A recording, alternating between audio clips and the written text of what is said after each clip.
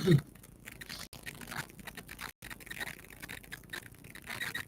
everyone, welcome back to another live.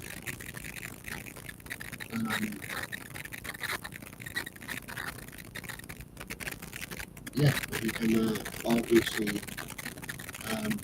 go through some operated goings on, and then we will do or have our usual chat where we talk about whatever we want. So yeah, it's just me for the time being. Max will join us shortly.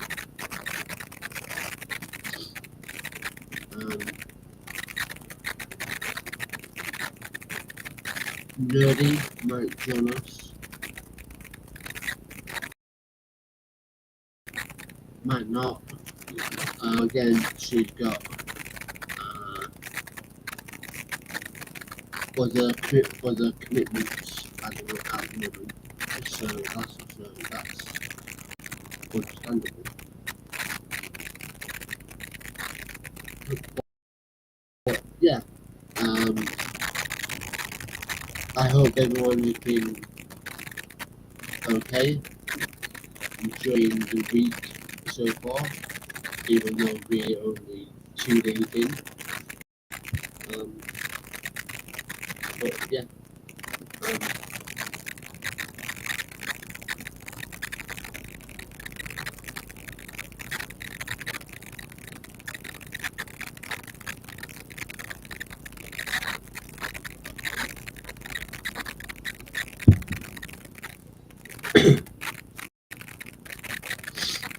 if you can tell, I'm clearly coming down with something by the way my voice sounds, but other than that, we will obviously still plod along. So yeah, as always, if you do enjoy our live stream, then do give us a like, subscribe, and all of that. YouTube.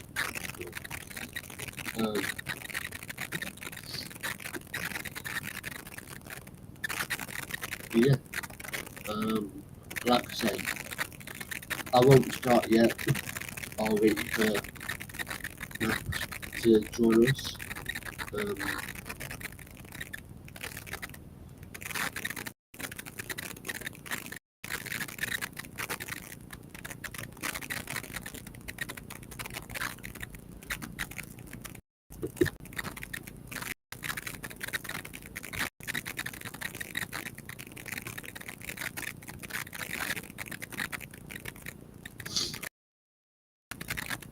Just opening up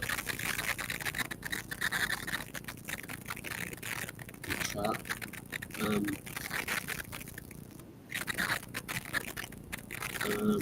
Let me add Max to the screen.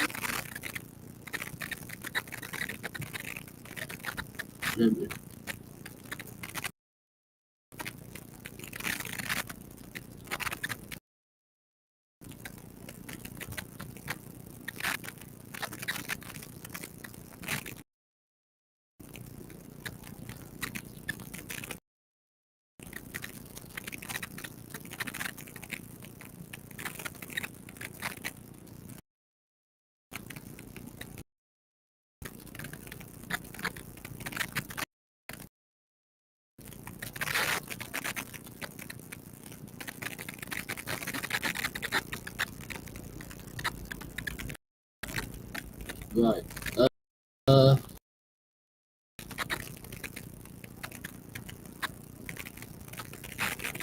Let me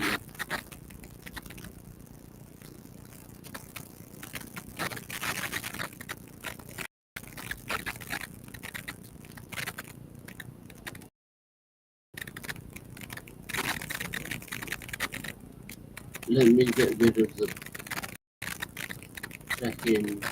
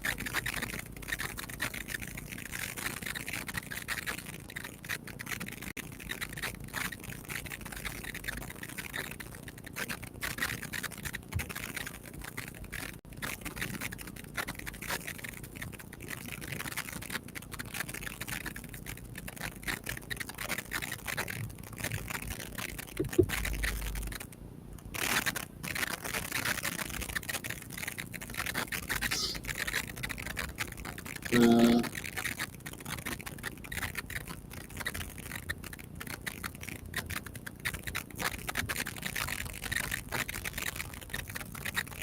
right. Hopefully Max will rejoin.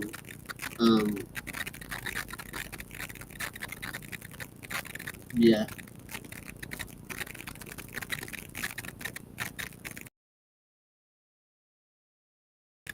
This is the first time I've used Restream for bills this month. I've had to cancel StreamYard. Let's see if it will add maps this time around Hi. without any issues. Hello. Hi. I'm sorry. I kind of double booked a bit, so I am doing this on my way in the in public on the way home. It doesn't matter. It's not bad or anything. It's just like that's why I tried to do it on the cell phone, but I had to like pack up my computer, which I'm walking around holding now like a fucking psychopath.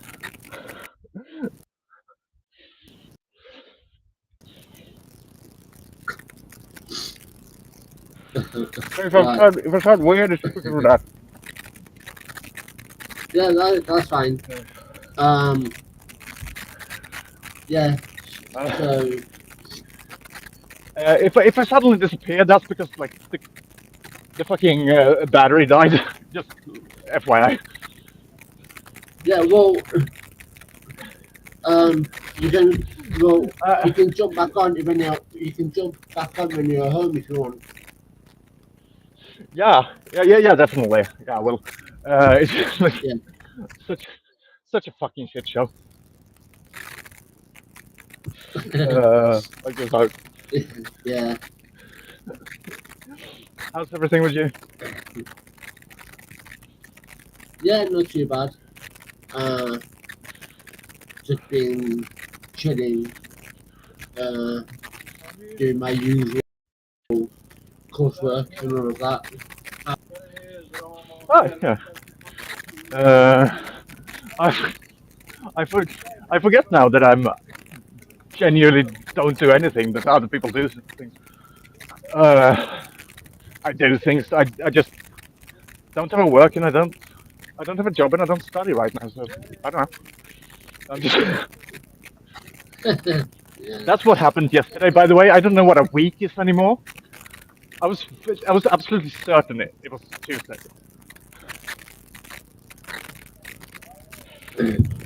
Yeah, For I those get that feeling. for those of you, for anyone not in the know, I was on time yesterday, just 24 hours early. Yeah. I was like, because I received a notification saying that you were on. I was like, hey, because I've done that, because I've made that mistake before, and I'm Yeah. like, oh, have I missed something? It's like, Oh, oh yeah, no, yeah. but And like, but yeah, I thought you sounded so fucking like Max. It's Monday. It's like, yeah. Don't worry. yeah, This is the type of shit that my friends deal with all the time. Me just being not temporarily correct. Time is weird for me. It's a weird concept made up by weird people, and I don't abide by it. Clearly, uh, yeah, I've been uh, I've been creating a tabletop role-playing game awesome. this last week. Yeah, it's based on that comic, Anathema.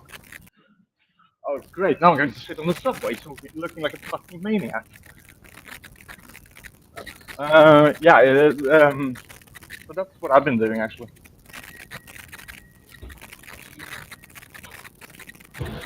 Slowly trying to get, uh, you know, I don't know. So what's happening? Um, well, we will eventually get around to uh, talking about a few topics that's happened. Yeah. And then we'll just do our usual very chat. Yeah.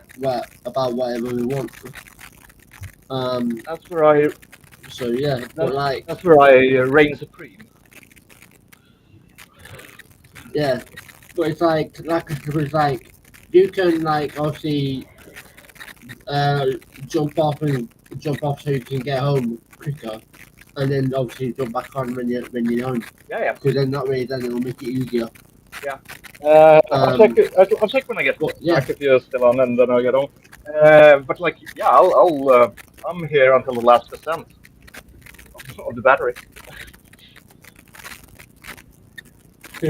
Well, not if I get not if I get home. So, not if we're like yeah, done. I mean, I'm not going to sit there then. But other than that.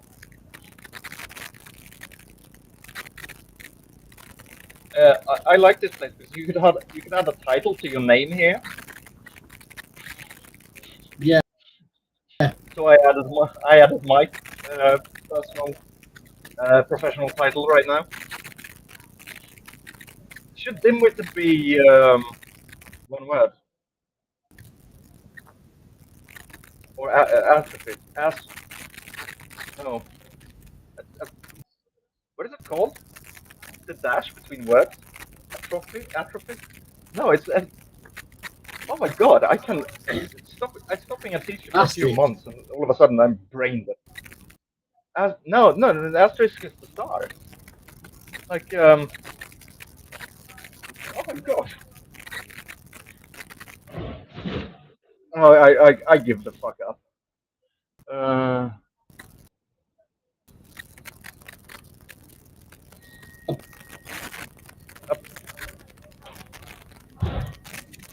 yeah, I'm sorry. I'm everything sounds wrong in my brain. Uh, the streck.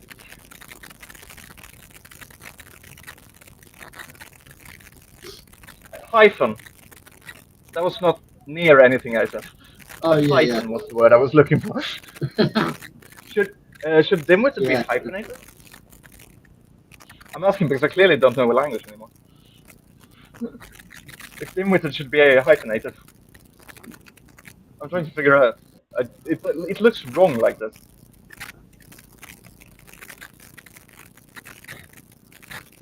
Yeah. Um.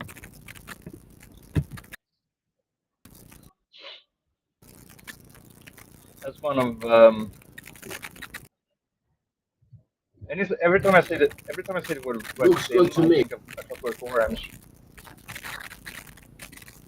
Yeah, it might just be like clearly my brain doesn't speak English today. Uh, and that's only because the reason for the A Clockwork Orange, like one of his mates is named Dim in the film, and at least in the book, I don't remember if he does it in the film, but on the first page it's like there was me that is Alex, and then it introduces them, and it says and Dim, who was dimmer than most, and that fucking phrasing is like stuck in my brain since I was 12, I think, when I read that the first time. Not a good book to read when you're 12, I will say.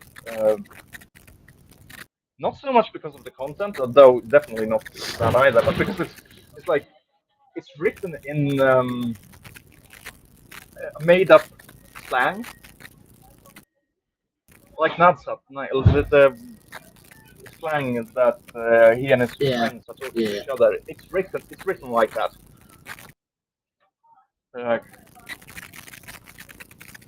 Uh, yeah, Yeah. you have to like go back and Look, um. look at the glossary to find out that what you just read was them like beating out the eyes of some homeless person. I'm like, oh yeah, that was nice. Thank you. Why did I look that up? You have, you have to make an effort to feel bad. Yeah. Uh. mm. So. Um. Again, for those of you watching, joining us, um, we will do the best we can whilst Max is, not in her usual. Um, so we'll try and cover as many as we can. If we don't get to all of them through all of them, then doesn't matter. But anyway, so the first At some point, I'm one going we're to go going through to every. discover or discuss. Yeah, Yeah, go on, Max. yeah. I'm just saying. At some point, I'm going to go through every episode beginning and just see how many of them is me being like falling frazzled into existence. Because I feel like that's Yeah. like a common theme. Me just exploding into the fucking ether.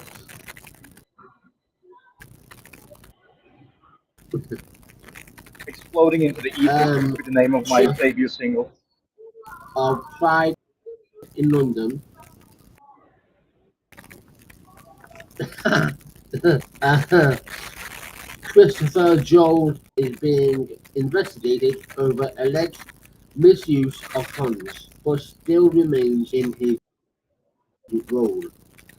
So Joel the Shields, executive of the non-profit since 2012, this is Pride in London, is under internal investigation over claims he abused his position.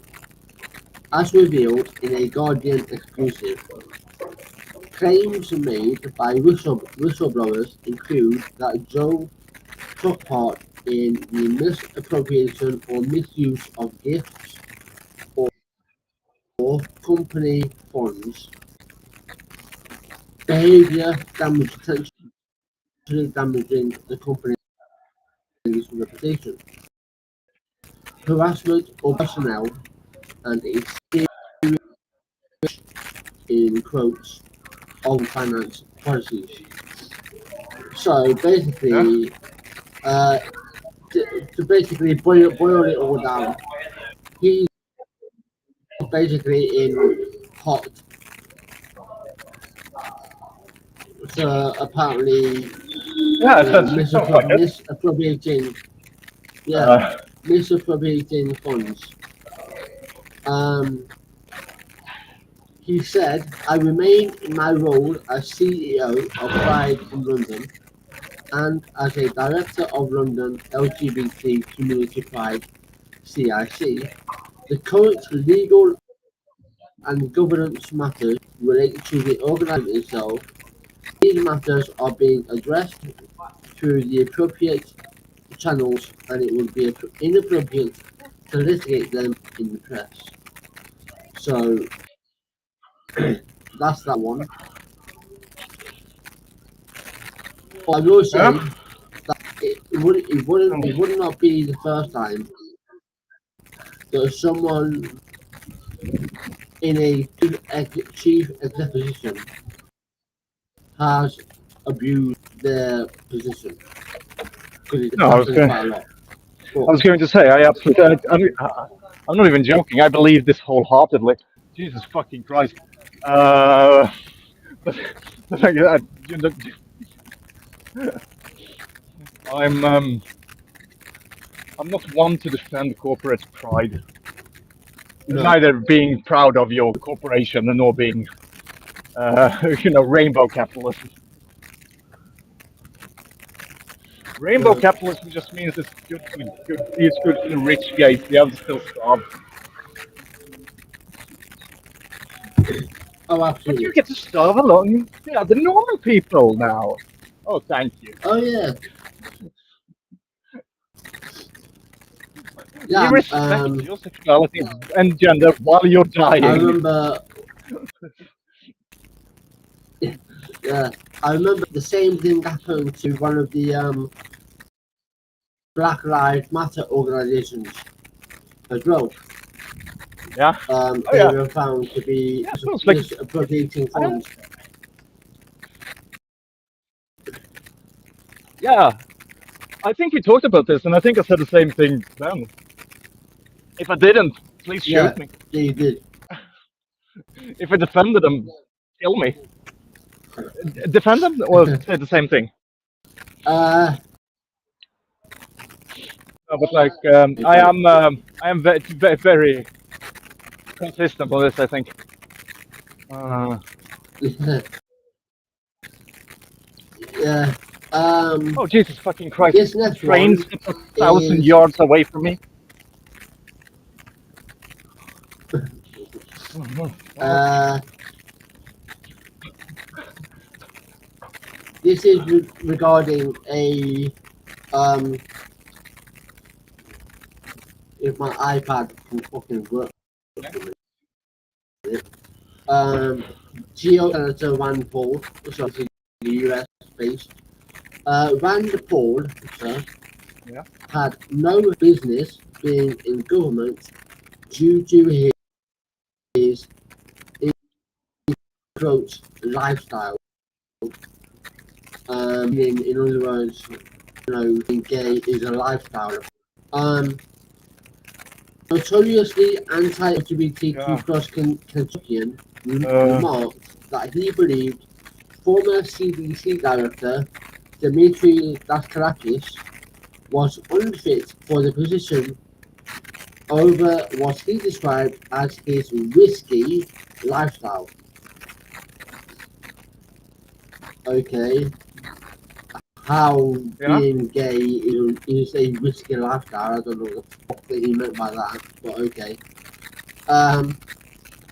Daskalakis It's resigned as the CDC's director for the Center of Immunization and Respiratory Disease, alongside several other CDC officials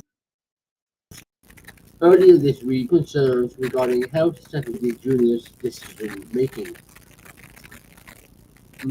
Okay. yeah. Mm, yeah. I I was thinking of another. Well, I was trying to look at something very funny about Rand Paul, but it apparently was Ron Paul. So I uh, I won't do it then. Because it would be something very funny to add about him, things he's done earlier. But I don't, you know, I'm, Yeah. I do love me as Yeah. myself a bit of slander, but nothing I can actually be proven.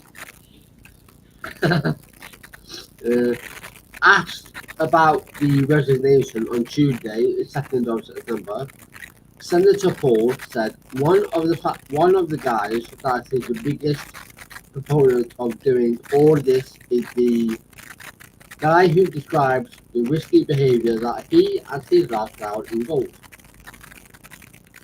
A guy that is so far out of the mainstream, I think most people in America would discount his opinion because of the things you said in the past. He does not represent the mainstream of anything in America, he went on. He then went on to say he should have never had a position in government. He brags about his lifestyle, this whole idea of bondage, and multiple partners and all of that stuff. He brags about that stuff, but he's got no business being good with it. Right, so okay. You might not like his, as you say, lifestyle. Yeah. Like, but okay. Would you ever go to like who gives a fuck? Imagine caring that much about that. Like, imagine fucking bothering so much about someone else's life. I can barely do it about my own. Yeah. Well, it wouldn't surprise me because we're talking about America and they love their religion so much. It wouldn't surprise me if he's a Christian. Yeah. I find it fun. I find it hilarious that that you suck off that that all of these religious a-holes, they religiously suck off Jesus' dick every night. Yeah. They fucking bitch and moan about gay people having a life. Yeah. God for like they worship. Okay, they worship money. Okay, so he likes worship God in that country. They worship money. Well, yeah. Well, yeah. But it's like, come on, mate. You like, if you literally knock one out for a mysterious being every night, per the fucking Bible. In front of the Bible, and you like, I'm worried, I'm mad. What did you say to do it to? What was their spank material? No, I was saying that they whack one out every night to a mysterious fucking person, i.e. the Bible, because they love Jesus so much. Yeah. I would say I do that as well every night to a mysterious person, but that's they wanna none of your fucking business. They're shit. None of that either. I looked in through the window. According to the Hill, Das Caracas posed for the cover of Plus magazine wearing a leather harness under a pinstripe suit in 2021. In 2020, he issued advice for those engaging in group sex acts during the COVID-19 pandemic and to limit the size of guests to this.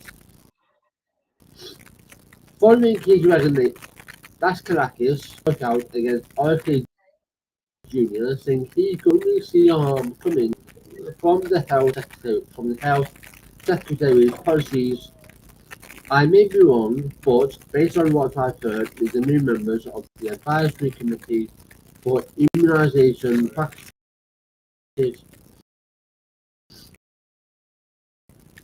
or ACIP, they're really moving in ideological direction where they want to see the give a fuck. Basically, this arsehole is being homophobic or because you like gay people. Basically. Yeah, that tends to be the reason people are homophobic, actually. It's definitionally true. Yeah.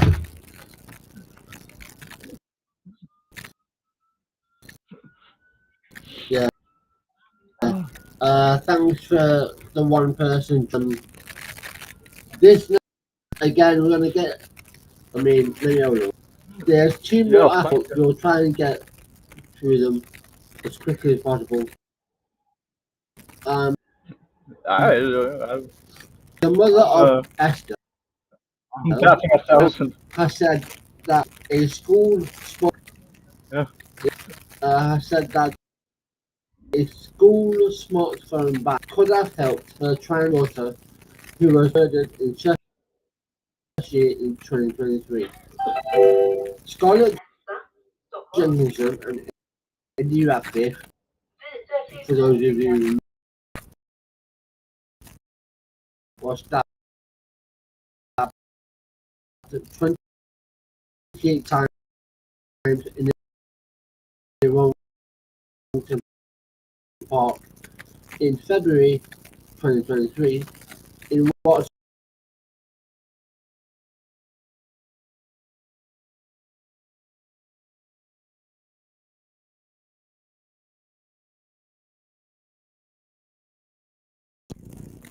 so that's just a little brief recap. In a bid for the sort others don't have to go through what she did, Brianna's mom, Esther, listened to Education Secretary Richard Phillipson and Prime Minister Keir Starmer, the user, calling for a statutory phone ban in schools. Now you see, especially in the UK, they tried to do this on more than one occasion, Yeah. banning phones in schools, and they've never really worked. Really. I'm going to. I don't know if you saw this, but I actually did write something about this discussion because, like, um, I saw it going around on Twitter and I got tired of it. I'm just going to move to talk with little less people so that I don't look completely like a fucking psychopath. Um, sorry. Oh, yeah.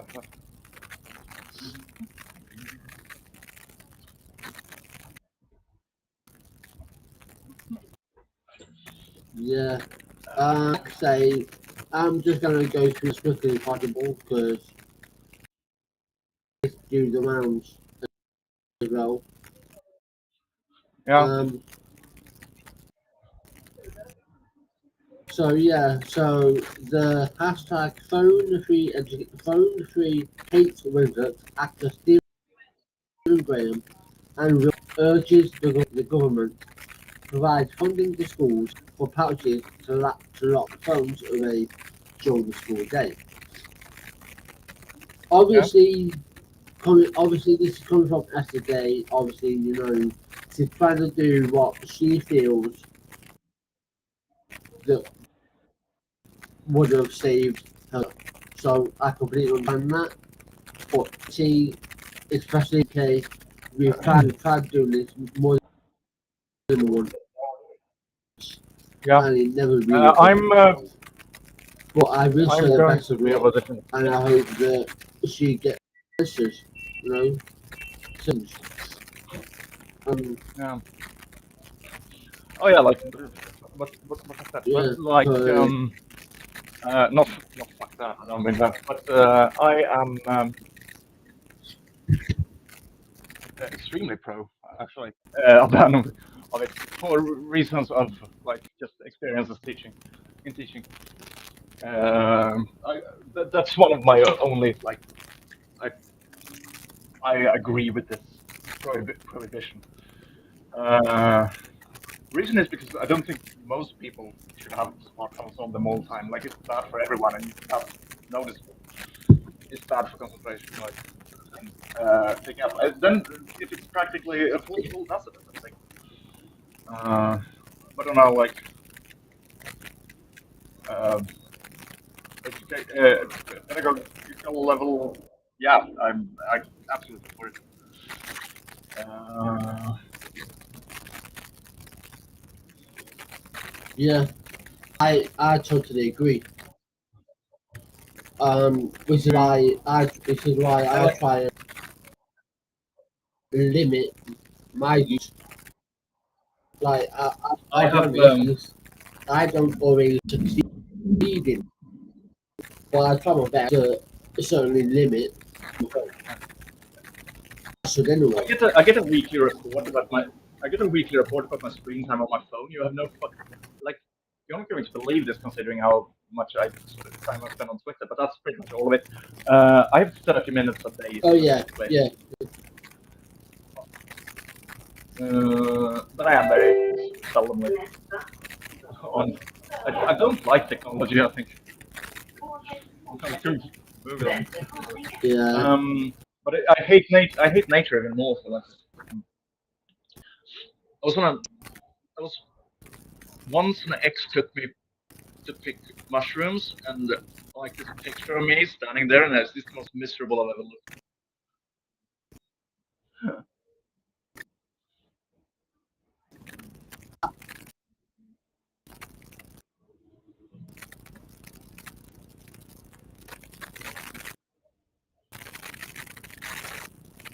Mhm.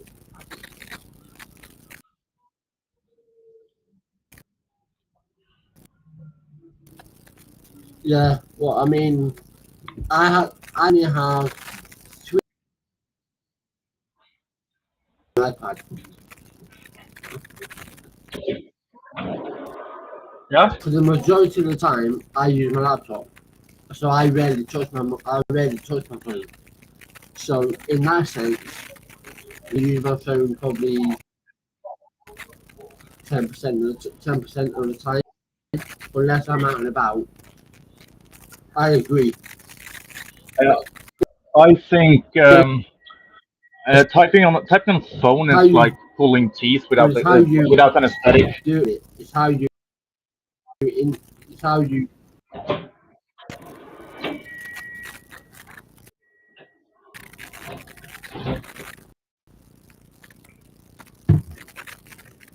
Yeah, it's absolutely about that. I have very much lag right now. I think you're like 5 seconds before me or something.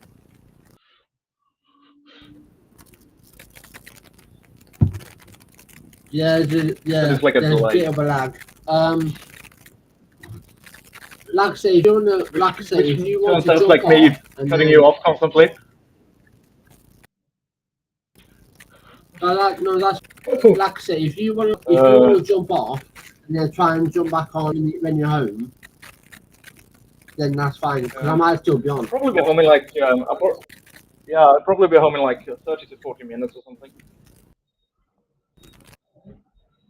But I think I might have to do that because like this is unsustainable. I realize, and also there's not enough Yeah, that's empty fine. seats on this train for me to be completely comfortable with doing this. I'm in the middle. I'm sitting in the aisle right now. Yeah. See you in a bit. Still a bit. Bye. Um, like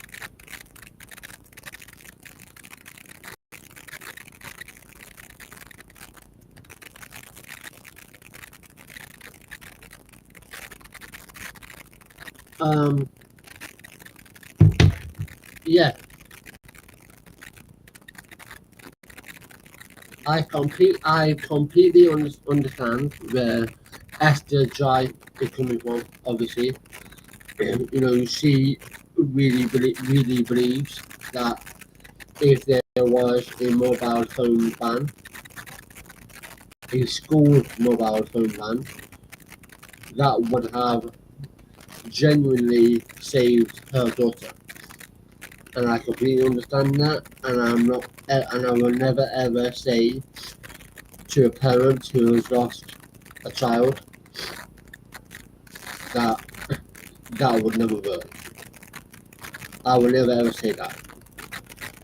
She's doing whatever she can to stop this from happening again, as any parent would. I'm just saying that the government in the UK, especially, I don't know, I can't speak on any other country, but I don't know their policies, I don't know what works for them or not. But here specifically in the UK, the UK government has more than once tried a mobile phone ban, and it has never really worked. So maybe this time it will. Who knows? Um, yeah. Max will try and join us again. Uh, when she is when she is at her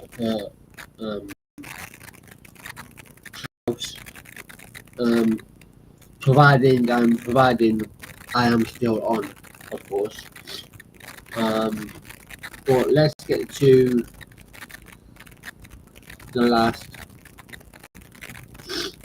article, or might not be the last. It might not be the last one. It depends. Campaigners have warned of a staggering increase in the number of GPs denying hormone replacement therapy (HRT) to transgender patients. HRT broadly refers to several hormone therapies, including estrogen, progesterone, or testosterone. It is used by some trans and non-binary people as part of gender-affirming healthcare. Feminizing HRT increases breast tissue size, makes body hair lighter and softer, and decreases testosterone levels, while masculinizing HRT can stop periods, deepen the voice, and make body hair appear thicker and darker. But the treatment is also prescribed to cis people to manage menopausal symptoms. During the past year, there have been a number of reports of GPs refusing to prescribe HRT to trans patients, including those who have been getting it for years. In the wake of the Cashwick report and the UK's Supreme Court ruling on the legal definition of sex, which again is wrong, because multiple, and I mean multiple, scientists, biochemists have come out and basically ripped up UKSC's, saying as well. But anyway, last October, Transactual published a report detailing how 215 individuals had been refused a prescription for hormones. Let me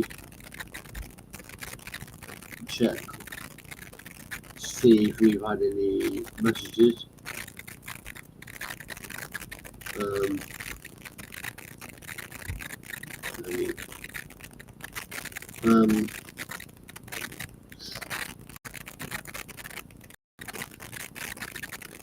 The results shared with AF and What the Trans, who had both carried out a broader investigation, showed that more than a quarter of them had recommendation from an NHS gender clinic.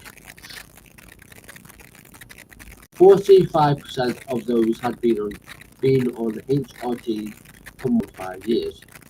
The main reasons given by GPs for refusing to prescribe the medication were lack of training and perceived lack of competence. No policy requirements or personal beliefs, according to the research. And in July of this year, a Health Watch survey highlighted the stark state of trans healthcare in the UK, with patients having to overcome significant hurdles to access care and experiencing the genuine disruptions to prescriptions and a loss of access to NHS records after changing their gender markers. The survey of almost 1,400 trans and non-binary adults showed that only 32% of those who responded rated their GP gender-affirming care as good or very good. It also revealed that just 30% of transgender and non-binary adults had experienced no disruptions to their HRT prescriptions at any point. Pink News reported in December that Jubilee Partnership, which runs various practices in the East Midlands, announced it would stop prescribing HRT to all trans patients. Those who were on the treatment at the time were told their prescriptions had been withdrawn, a move that brought criticism and a protest organised by Nottingham Against Transphobia, which branded the decision deeply misguided. One 29-year-old trans woman told Pink News she had been left terrified by the news.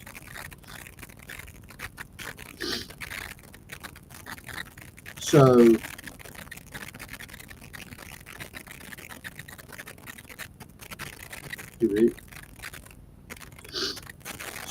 you have a number of GPs denying HRT to trans patients, yet they still continue to give them to cis kids without a problem.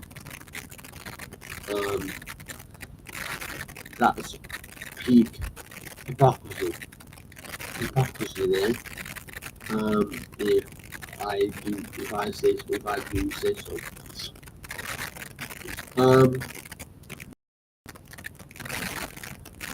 Been on for less than 50 minutes. Right.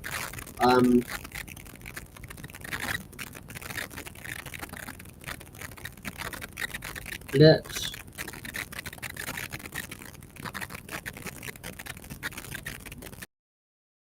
cover another one.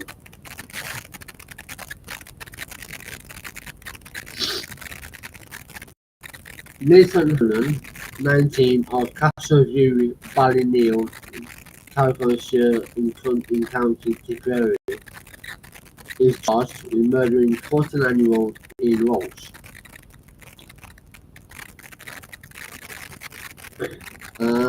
According to the Irish Times, Rolls' naked body was found at his home, also in Carrickshire, on 4th of August. During a bail application, the High Court was told that the two men had messaged each other on Grindr, with Walsh said to have mentioned his sexual preferences and sending explicit pictures. Irish Rail employee Walsh allegedly drove the pickup Hammond at 3:30 a.m. on 2nd of August, and they returned to his home. The court heard that Walsh was stabbed 11 times between the neck and back, with bloodstains alleged to have been found on the stairs and the front door. Prosecutor Gillian Benin said the police had mapped the men's profiles to their home address. It was alleged that forensic evidence revealed fingerprints and palm prints matching Hammond's, while his DNA was found on the waistband of blood-stained boxes. The court heard that CCTV footage showed Hammond in the area after 7:30 a.m. with a large rucksack and carrier bag.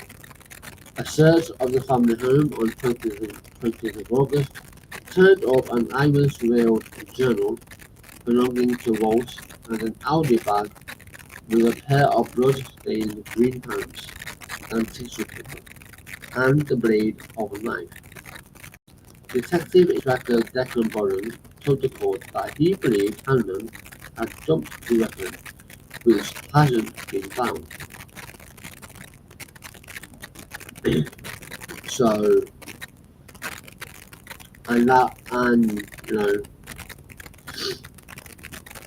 so a teenager was charged with murdering a man he met on Grindr.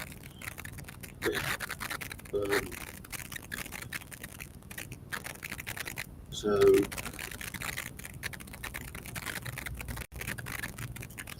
this might be a case of homophobia.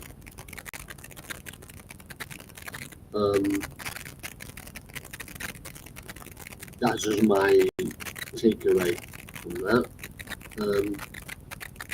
Could be wrong.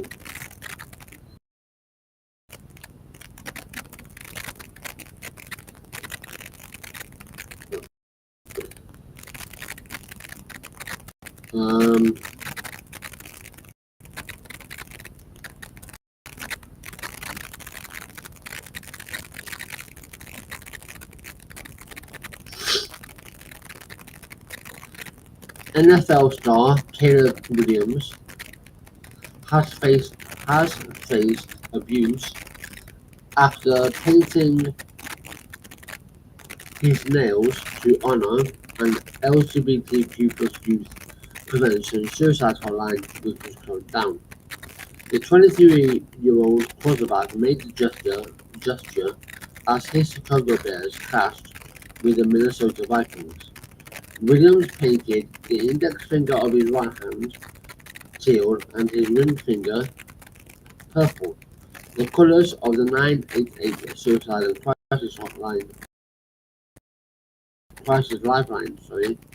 He adorned the middle with a suicide prevention ribbon on his left hand.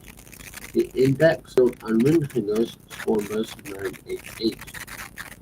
A subsection of the National Suicide Crisis Helpline, the LGBTQ plus youth specialized service hotline, was shut down by the Trump administration in July under changes to the U.S. federal budget.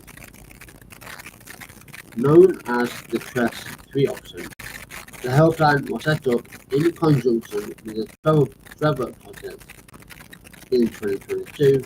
It served millions of LGBTQ plus youngsters by directing them to relevant mental health support services. It recorded a surge in the number of calls being fielded following the inauguration of Donald Trump in January.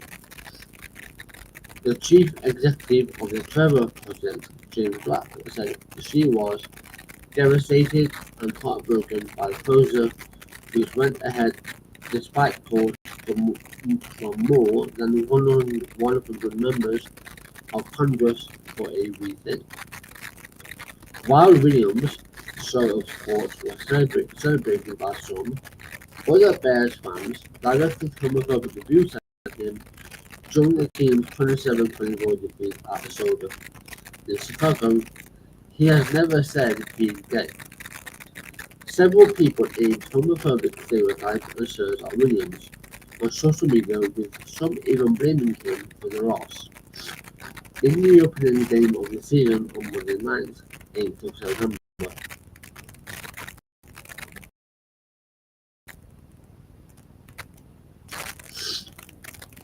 typically fans, they see someone who expresses themselves,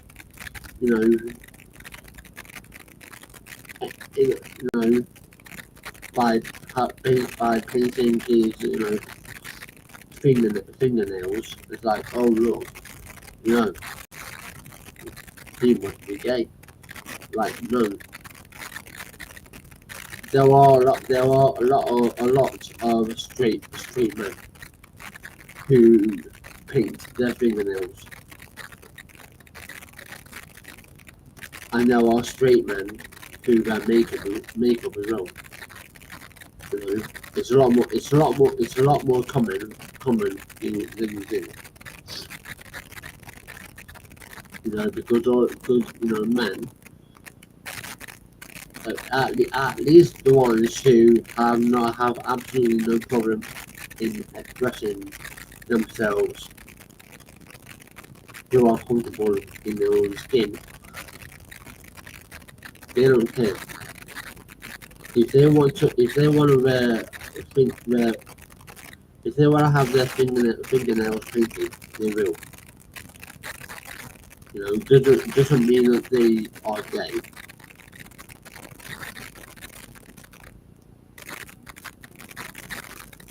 Um,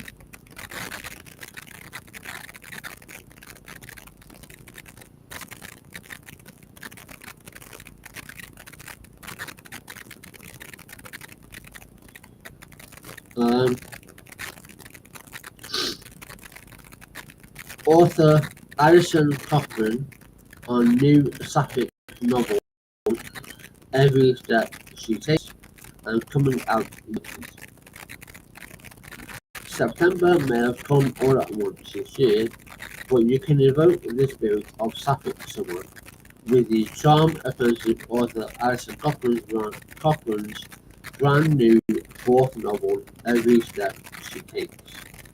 Set in sunny Portugal, the romantic comedy follows 35-year-old Sadie, a chronically single antique furniture shop owner from Seattle, as she attempts to walk the famous Camino de Santiago in place of her injured influencer sister.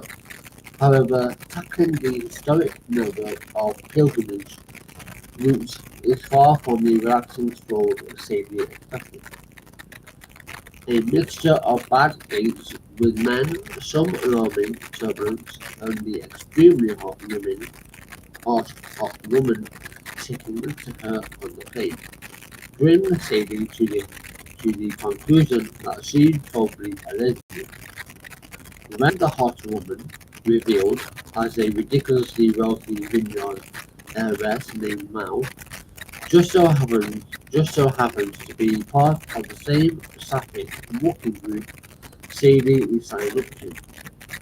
The pair join forces to help Sadie relive her pre-adolescence. As you can imagine, one thing leads to another, and bad haircuts, flirting lessons, and practice kissing quickly turns into something more. The delayed coming-of-age novel explores the highs and lows of coming out in your 30s, set along the backdrop of the Portuguese coastline. Though the tale is a work of fiction, it does somewhat mirror real life. Author Alison Cochrane discovered her queerness and came out as a lesbian in the 30s, just like Sadie. She also solo walked the Camino de Santiago herself, taking the exact route of Sadie's childhood. In an attempt to get out of a creative rut, I was in a not-so-good place in my life in terms of my mental health, and I kind of just needed to do something to get myself a little bit on board. She tells Pick News, I was having a really hard time writing my third book. Here we go again. So I fairly spontaneously decided to do that, and it could have gone horribly, but then very luckily it did not.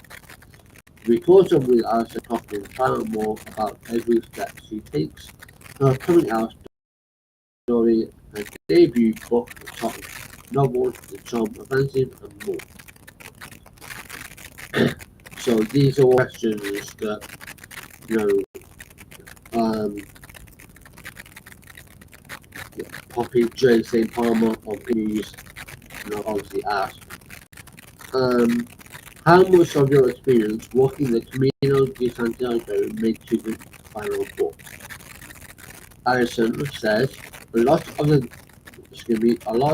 details I use, I would say, are things that I really experienced, especially related to food, and they stop in most of the same places like I stayed.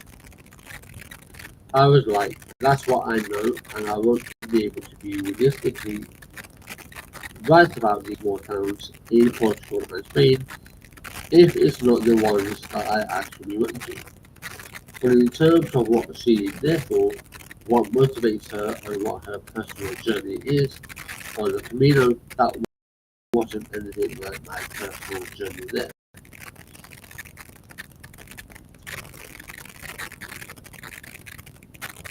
The verified flag benches that featured towards the end of the book were really there. Alison then said, yeah, that was what I think it was a community centre right outside of Santiago. The last day of walking, it was a long, long last day, and I just happened to walk by, and they had all of the benches painted in pride flag colours. I looked them, I took tons of pictures. There was a lesbian bench and a non-binary bench. Just bench, a trans bench. They had painted crosswalks as well, and it felt like you're welcoming me. Thank you.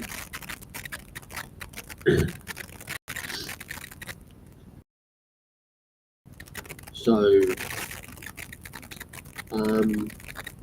a Pink News exclusive. And just so you know,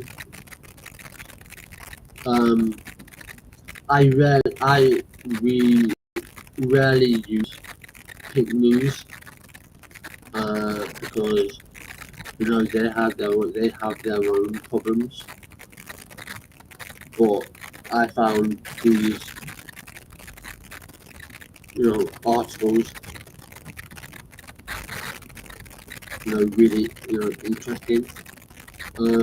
So yeah, I just want to make that known.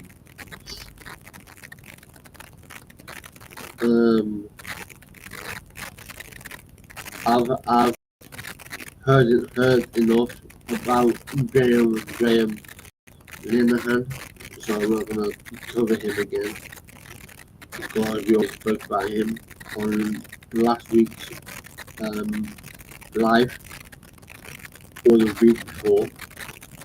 Can't remember.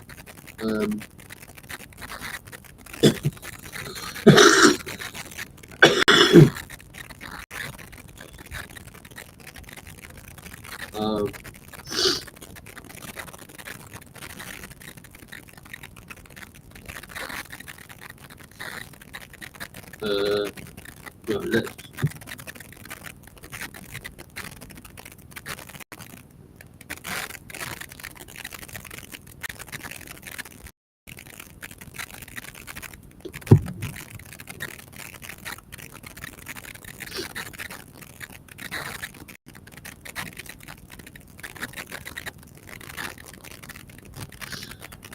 MP Zara Sultana has made it clear there was, in inverted commas, no space for transphobia in her new left-wing party after she and Jeremy Corbyn were criticised for their approach to trans rights.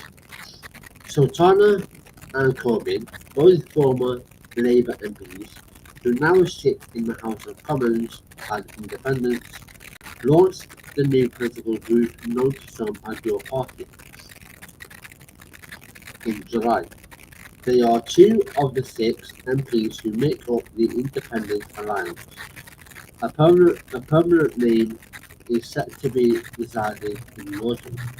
The group describes itself as a new kind of political party, one that is rooted in our communities, trade unions and social movements, one that builds power in all regions and nations, one that belongs to people. That sounds really positive.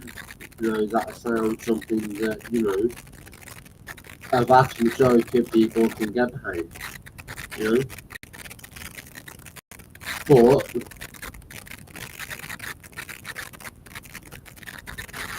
a lot of people have lost faith in politicians. So how are you going to go about bringing those people back on board if you can.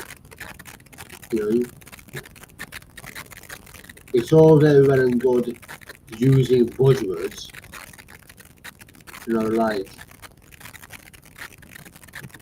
but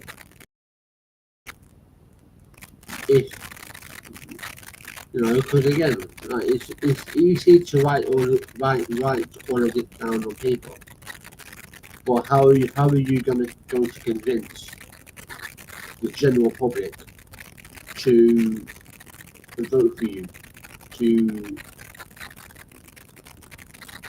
go with your new party? But anyway, than 800,000 said to have up to the party to make the party list by the end of August.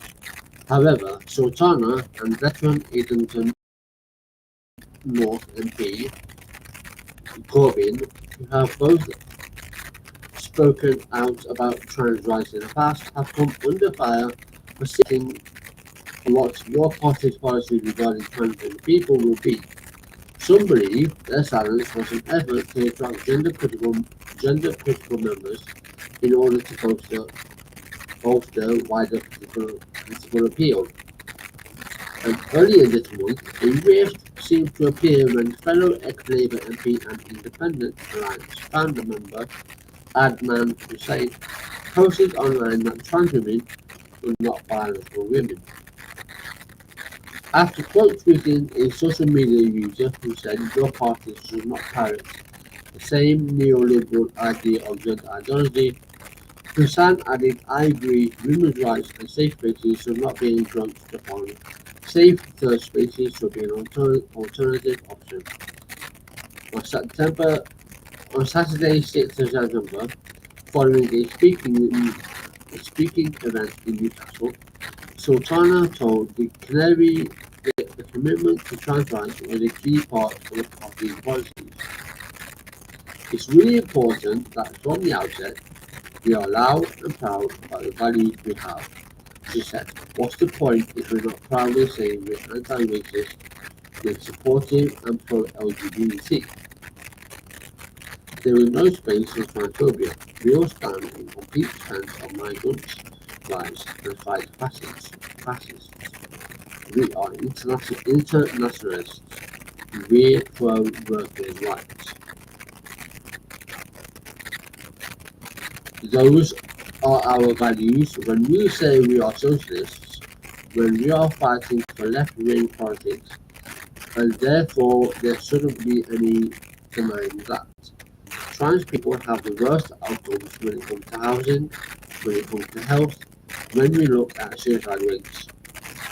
If we are going to change society for everyone, we have to center the most marginalized people. There can't be any questions about our position on trans rights, and we need to make sure that everyone feels safe. Everyone feels welcome in shaping this party. After the interview, Sultana, who had been MP for Coventry South since 2019, posted on social media to confirm her support for the community. Trans rights are human rights. Your party will defend them, no ifs, no buts, and I won't let anyone get in the way of this fight.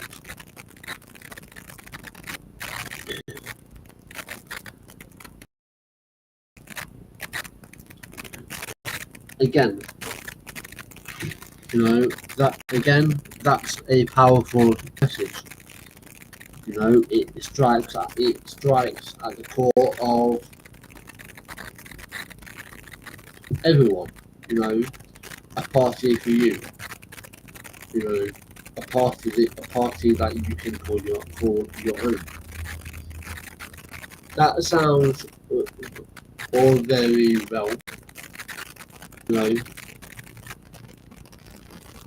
but again, the vast majority of the population. Again, I don't know the statistics, but this is just my opinion, that the vast majority of the population have lost faith in politics. They have lost faith in this government, in the politicians, in politics. So, for up and coming parties like your party, you've now got the reform in its inception.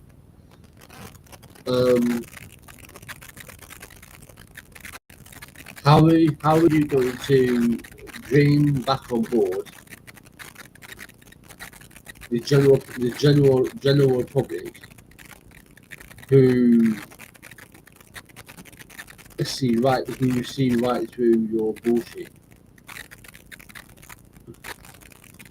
And what I mean by bullshit is the constant lying, the constant, oh, we're gonna do this, we're gonna do that, we're gonna do this, we're gonna make sure that for example, because immigration seems to be the hot new thing in a minute, to be weaponized. Or we're gonna make sure that the borders are safe. How are you gonna make that happen? Like let's take America for example. I mean, this is true for every single country in the world, right? America was built on immigration. My immigrants built America. They made America what it is today. If it wasn't for migrants, immigration, right, and not to mention, the indigenous people, America wouldn't be America like it is today. The UK. The UK was built on immigration, right? So, because of the likes of, Tom Homan, who is an absolute flipping wannabe tyrant, thinking that just because Daddy Trump says he can do what he wants, he goes ahead and does it. No.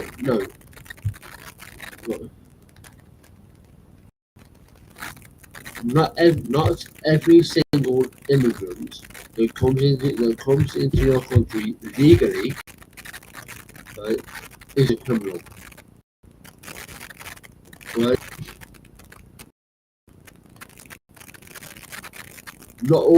Not all immigrants that come to the triangle legally, come to the UK legally, go to France legally, right? Not all of them are criminals or have history or have a criminal history, right?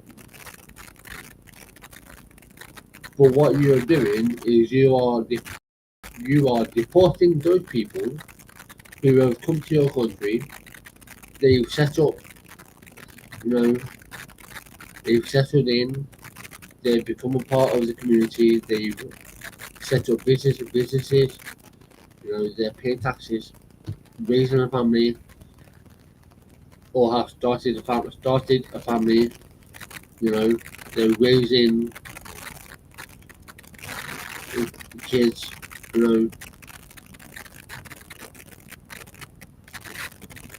And they are living their lives, being productive, citizens, right?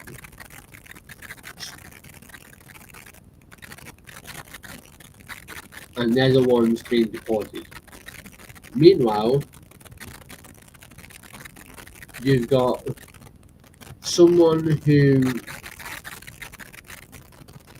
thankfully, this was a sting operation. Right, so thankfully this person wasn't a minor. Right, but you recently had someone from Israel try to, solicit a child for sex. Again, thankfully this was a sting operation. Like, you can check this. The judge let them go, paid bail, and was on the flight and went straight back to Israel. Right, so you're deporting illegal. So you're deporting people who have committed no crime to elsewhere, right? But you're not stopping people. You're stopping pedophiles from committing crime.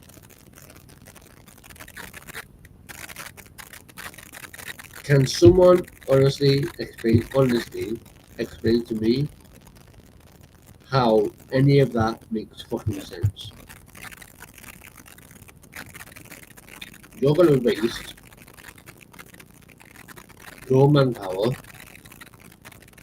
deporting every single immigrant that have not committed any crime whatsoever in their life out of your country, a country that was built and founded on immigration. Yet you're not going to do fuck all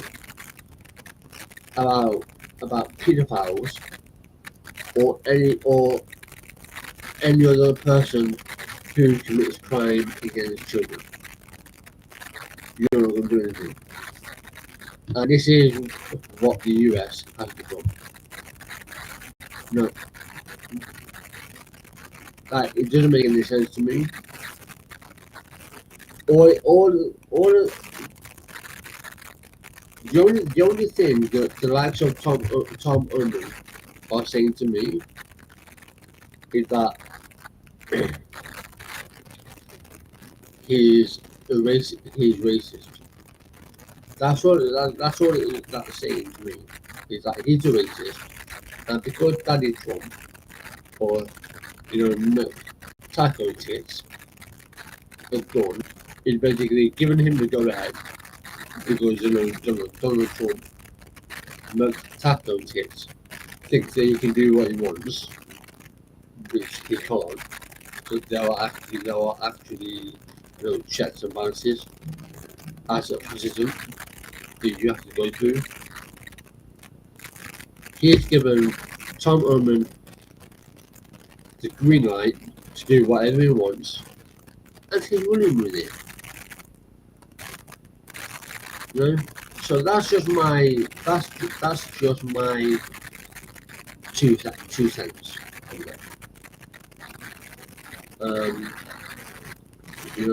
Because it's like imagine for a minute, right? Imagine deporting a 5-year-old out of the country, right?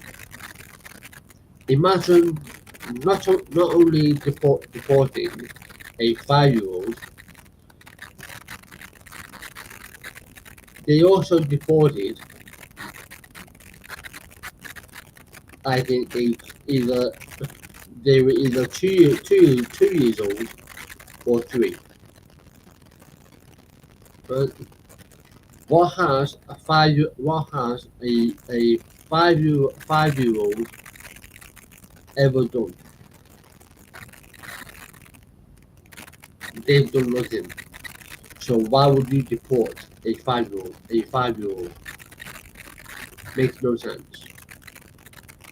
And that's why America is going down the toilet.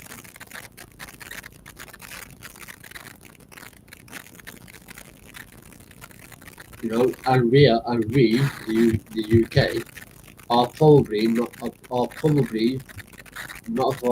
off the same. It makes zero sense to me why you would focus all of your attention on deporting legal immigrants who have been in your country for 5, 10, 15, 20 years, right? Paying their dues, raising a family.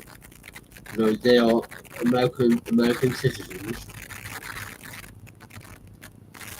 Yeah, you just let, you know, a pedophile walk out and you go back to Israel.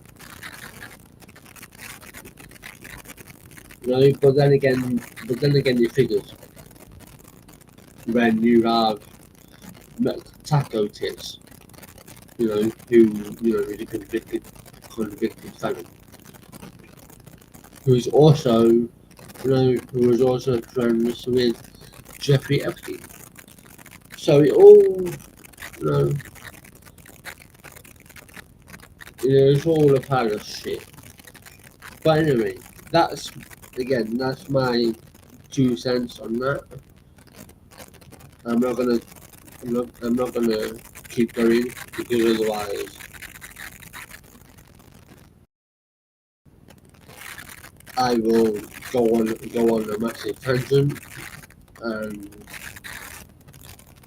probably get a bit heated because it drives me absolutely fucking insane.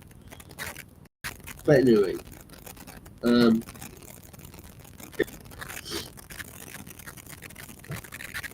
I will try and stay on for a little bit longer.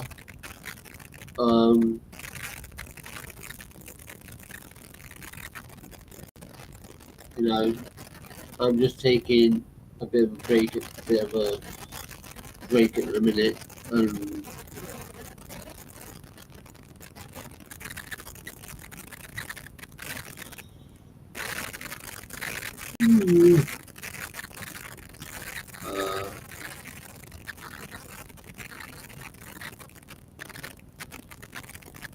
so yeah,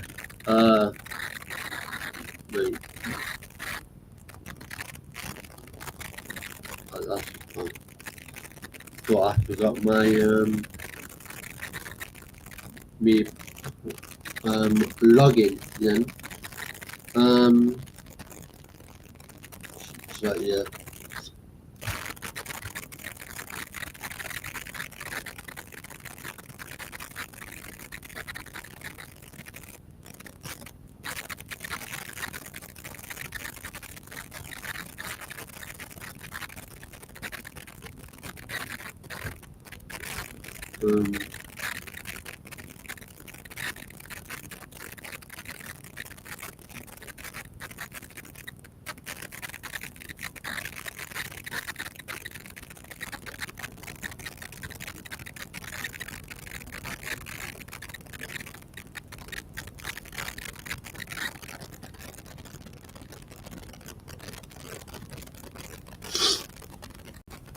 So yeah.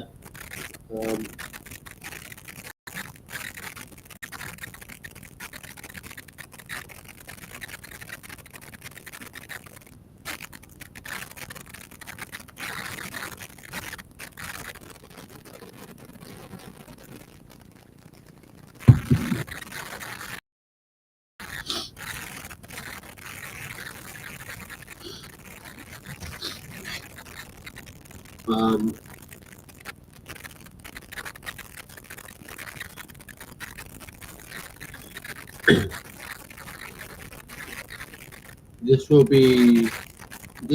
be the last one.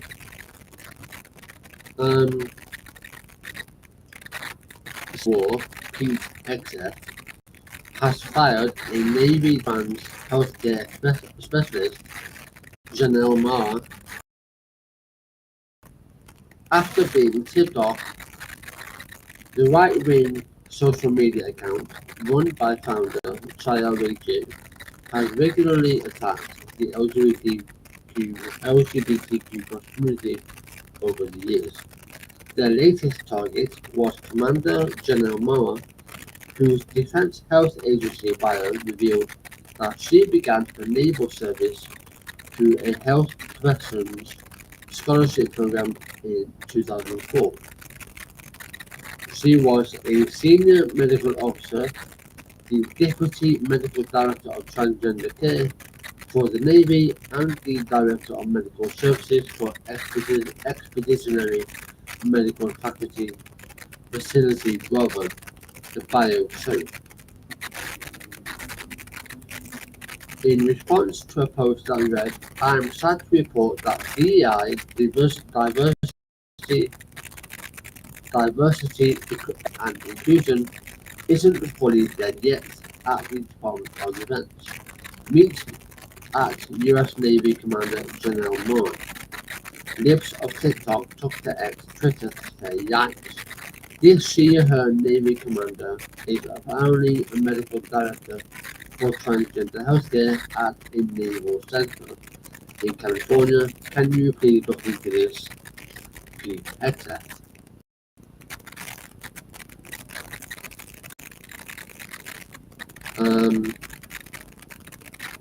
On his return to power in January, President Donald Trump signed an executive order aimed at eliminating the DEI initiative from the federal government and military, and shortly after being approved by Congress, Hexeth, whose job title changed from Secretary of Defense last week, said he would not tolerate equality programs at the Pentagon.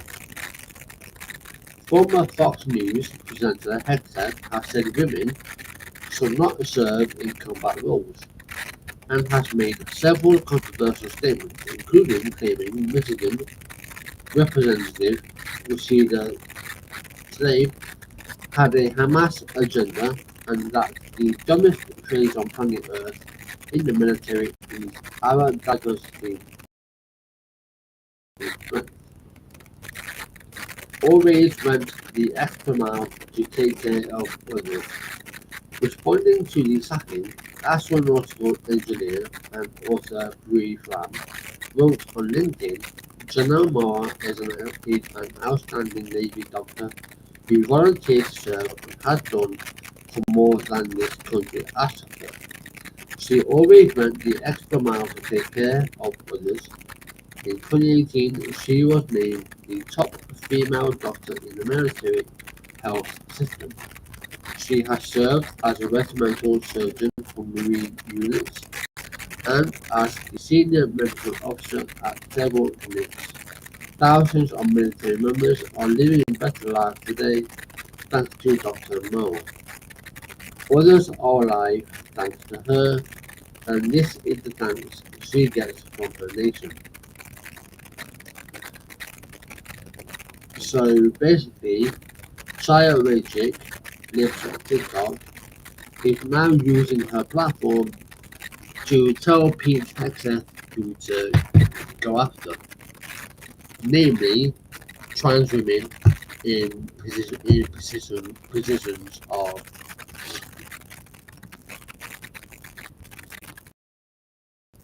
power, in positions of high standing. Let me add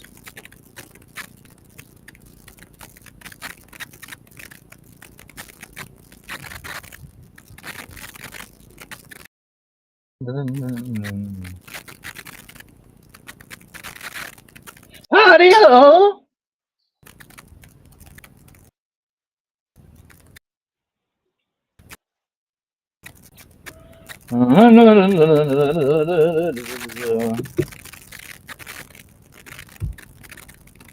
How's it going?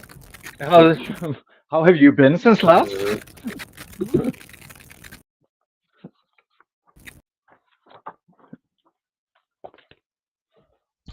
Oh,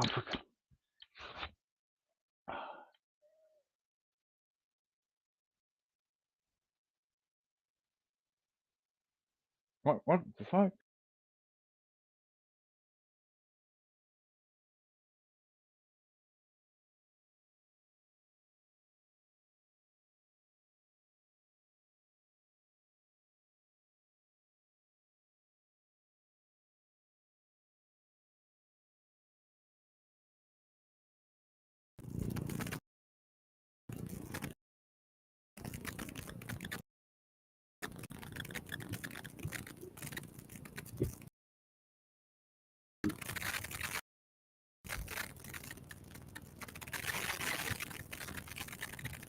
Good. Why is it? Trans-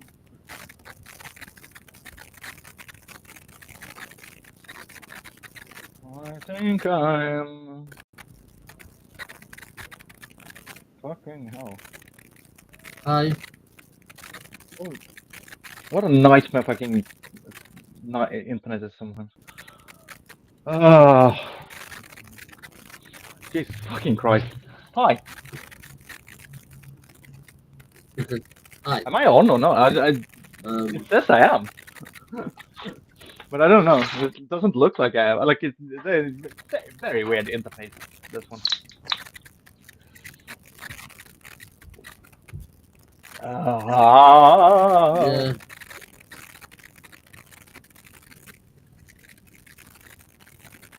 My,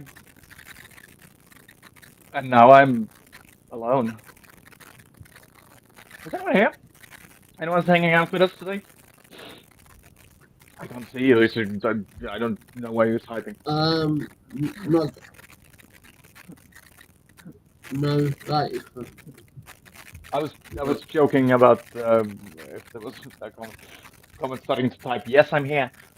I cannot see yeah, anything that you're writing. How are we doing? What are we? Yeah, Help me get back in. Don't feel any pressure. If I can do so later, I am going to Yeah, show you a I few just- minutes of how the poll video looks like right now. If I manage to do it, I'll do it later. Yeah. It's almost done, but also I have Yeah, to I was just. fucking I have to fix notification. My subscription for my editing software ran out, so I'm gonna fix that so that we don't have to have a fucking logo in the middle of the video. I'm not doing just because I use your program to edit my videos doesn't mean that I want to advertise you, you fucking greedy horse. Notice how I haven't said which editing software I'm using? Because I don't want them to get any fucking free advertising. Pay me instead, and then I'll say you killed Jews. It would be bad advertising, but I would mention your name.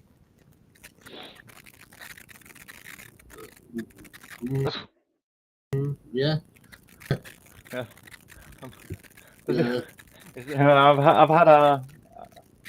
I've had the time of my life. But why does it often sound like so often sound like I'm in the middle of a fucking psychotic episode? I'm Yeah. not I was anyone, just. just so you know. Yeah. Yeah. I was just having a little bit of a rant regarding the whole deportation of the whole deportation of immigrants that's going Oh on yeah, in America. I was just having a bit of a yeah. rant about it. It makes no fucking sense to me whatsoever. No, because it's not. But that's see, it's not. like it's not built to make efficient, to be efficient. It's not built to be good. It's not built to help the economy. It's built to hurt people. That is the point of it. Like, and if you Yeah. look at it like that, it's extremely logical actually, and it's extremely sound. It's like the Holocaust wasn't badly designed. What it was bad in intention, and I think I see there's something. That's something that I see often on. I'm not saying that you're you're doing it, but Yeah. like what I see often on Twitter and stuff is that, and like in general, you're trying to debate away how this doesn't make sense. It's like no, because they're not doing it for political reasons like that. They're not doing it because it actually helps the country. They're doing it because it hurts the other people. Like, and it helps the country in the sense that there will be less immigrants, and that is helping the country, which is wrong and fucked, and like not a statement that America should make ever, consider they built their nation on invasion and genocide. Uh, but like, so like genocide is in the American core, I guess. It's how they got there. So I think Yeah. yeah, it makes no sense from a perspective where you actually consider people who are have more melanin in your in the bloodstream, when like this again, bloodstream, Jesus fucking Christ. Yeah. Who actually consider them Yeah. people and not like yeah. Yeah. It's always nice when I I'm wax making the point that, you anti-racist. know, Remember, because yeah, this yeah, it's like I was making this point that, you know, and this is true for every single country in the world. You know, obviously there are varying degrees, but I'm making the point that, you know, the US, for example, was built on immigration. But their country yeah. was built by immigrants coming over. Hmm. You know, also, you know, And, not forget you- the indigenous people that slaughtered and bought their land. You know, the UK. The UK was built that, you know, for a country like the US saying, "Oh, we want you to come to our country. We value immigrants." Well, no, you don't. yeah. What is to say? Give me your tired, you poor, and huddled masses. What the fuck is it? Oh yeah, yeah. Give me your tired, you poor, your huddled masses, yearning to breathe the free. As long as they don't stay here, then we're going to fucking ship them off again. That's Yeah, apparently the ending to that. But yeah. that's Yeah, what. yeah. Yeah, Meanwhile, you know, thankfully, this wasn't um, a child. This was an FBI sting operation. This was a FBI informant posing as a child. Um, so I want to make yeah, that. So I want to make that clear. This person from Israel, who's yeah, a pedophile, yeah. tried to elicit this, he quotes, child for sex. Didn't realize that this child was an actual adult. Um, and the Yeah. judge said that, you know, you have a certain amount of bail that you have to pay. This, whoever they are, and then the next thing is they're on a plane back to Israel. Yeah, Yeah, while all of this is going on, you know, you have all of yeah. these I mean, like, deportations going on. It's like yeah, we know where we know where priorities lie. it's Uh, just we mm, do, like uh, I I have an absolute.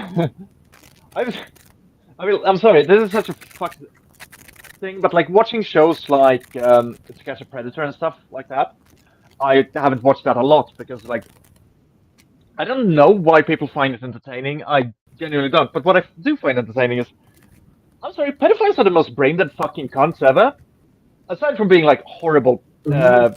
for like raping kids, that's bad in and of itself. But aside from that, they also seem to have the fucking brain of a toddler because they're in a chat Oh yeah. room with someone who says to be like they're in a chat room with and someone says to be 12 and like, oh, by the way, Mr. Pedo, my parents are no. Can you come over right now? Like, yeah, I'm going to drive to that street. Like, knowing that there's a show that is all about that, knowing that people do that, and like, there's like, I am a real 13-year-old looking for man. Yeah, this is definitely going to be a fucking. I used to do that when I was like younger, just to fuck with them. I used to sign up. This was when I was like 14, 15. I used to sign up to chat rooms, pretend to be like a 12-year-old girl, get 40-year-old men to talk to me, and then send a picture of myself with giving the finger.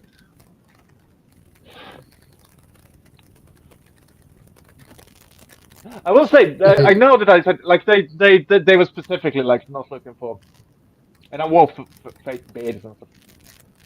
I realize it's a 14-year-old sending a picture to pedophile might be a bad idea anyway.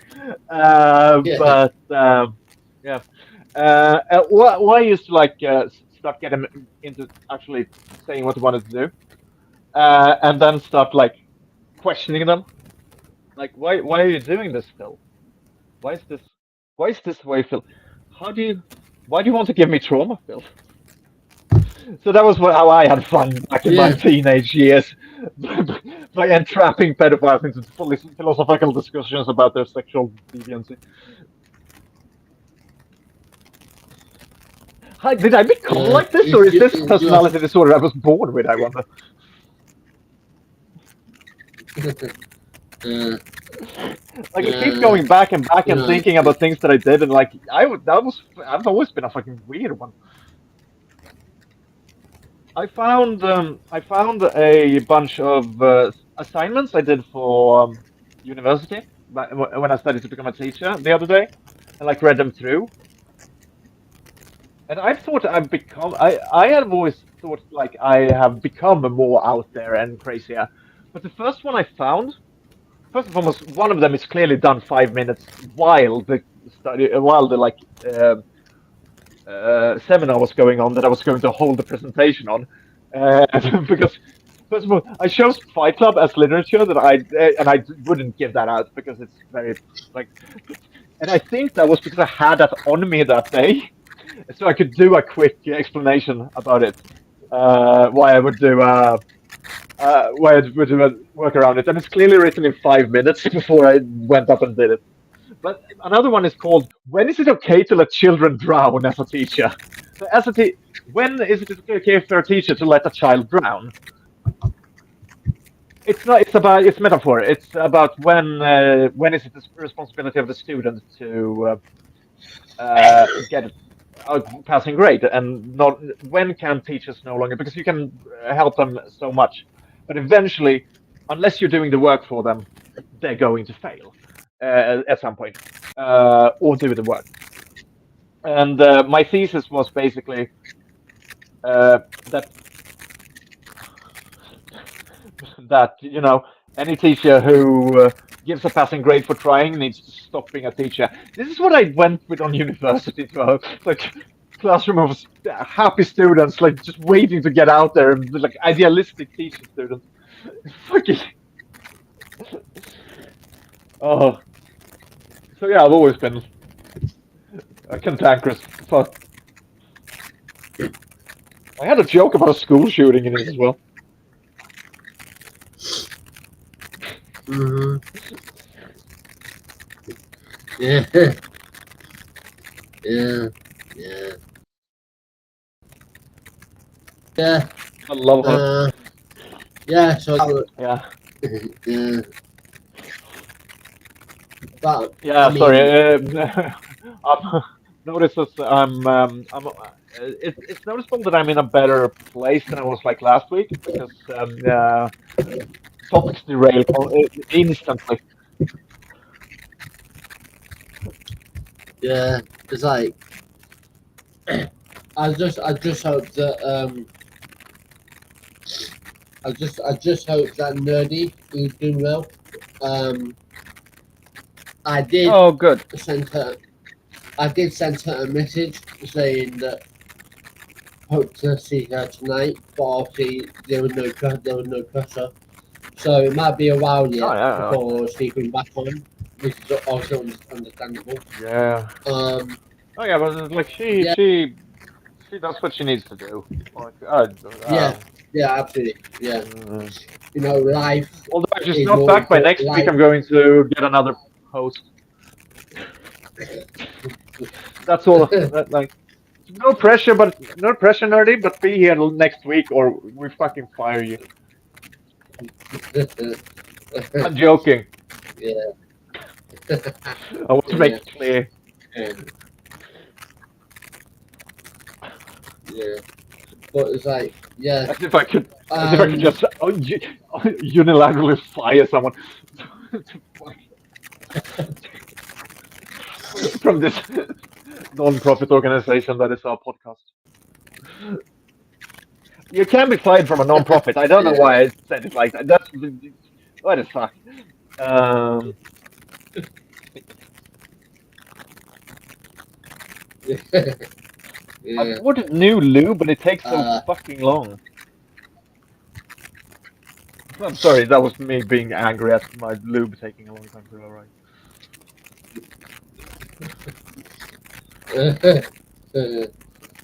yeah, World according to yeah. Max. When,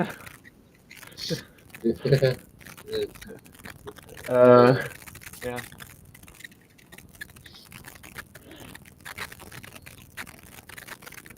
Yeah. Um. Yeah. I don't know. I've just been. I've been consuming a lot of news, a lot more than I normally would do this week for some reason, Also, and when I want to get that face fucked, I do it by him. like whole. You know, So.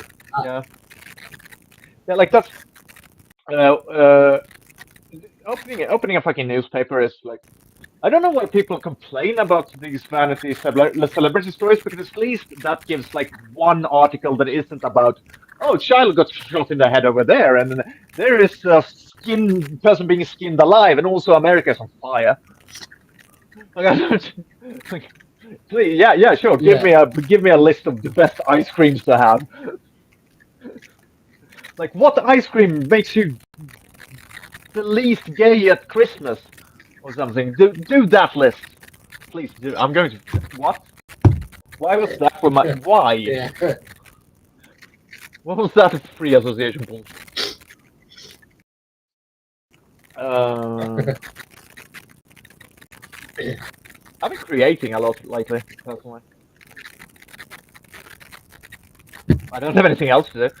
No, but I've been on such a fucking rush of creative, like explosion.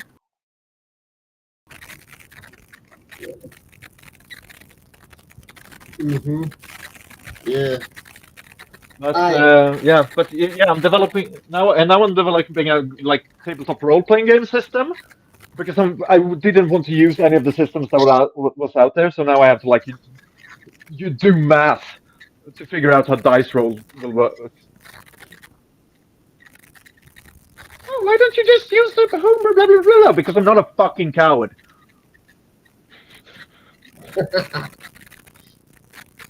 If you play D&D, you're a coward. Make your own role-playing game. If you play Shadowrun, you're a I've. cybergoth I've. from 1997. Yeah. I've never played D&D. I can't be asked. That's going to be I'm like, it's I'm going to not. be very fun when I'm done with this. And then I force you and Nerdy to play, and we're going to do an entire live stream of a campaign, and you're going to fucking hate it.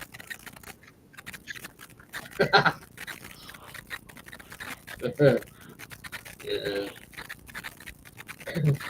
But wait. Um. The instruction manual is given in the voice of the main character from the comic book. which is a voice that is well, she kicks a head that she sawed off of a body away because she's done with it. And the reason they sawed it off a body was because they needed to wake the dead. And in order to talk to the dead, you kind of need to have someone moving the mouth from the inside in this world. So that's the kind of stuff that I'm sitting here and doing on my own in my little guest house. It's like, good thing I don't have that many weapons here. I would look like a fucking Unabomber. I'm going to just write my manifesto. I don't have any weapons, is what I'm saying. What I said. Everybody heard that, right? I don't have any weapons here. Yeah. That's my official statement. And also, I'm currently googling, does crossbow count as weapon? Personally, I just think it does, actually. I find it counts as pickup method. I didn't mean that I would threaten them with a crossbow, but that works as well. I just meant that if I see someone with a... Like, I think the crossbow is the anti-fish on Tinder. If I saw someone standing with a fucking crossbow, I would be like, yeah, I'm down on my knees right now. Hey, I know somewhere you can put that bolt. I wanted to fucking kill me.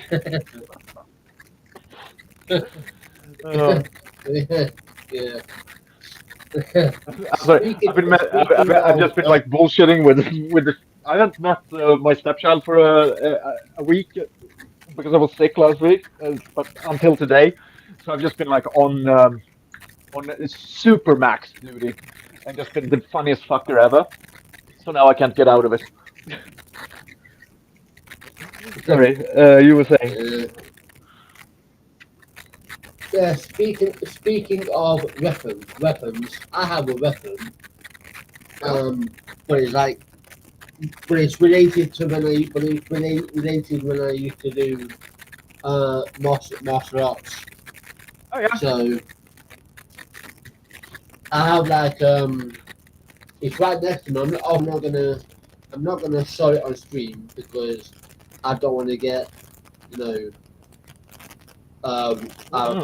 reported. I'll probably show it. I'll probably show it. Yeah. I'll probably show it at some point when we're not live, so that way, we're not gonna get flagged. Yeah. But yeah. I was thinking about would we? I was thinking about playing my thoughts on the whole because I did a video going through why I was mad at myself and stuff like that. And I edited it together and like it's so fucking good. But the problem is I don't think I can actually show it on stream because at one point I just pull out a fucking largest fucking cock in the world. Not actual, it is plastic, and I don't think you quite see it. But I think like I don't know how YouTube works. Because I thought it would be funny to do that entire video while I was sitting on a bench, packing up stuff that I've bought, like doing an unboxing of stuff that I've bought from the sex shop, like down the street from where I was sitting. That was in the middle of Stockholm, like at 10 at night. At some points I just had to stop because someone was walking by.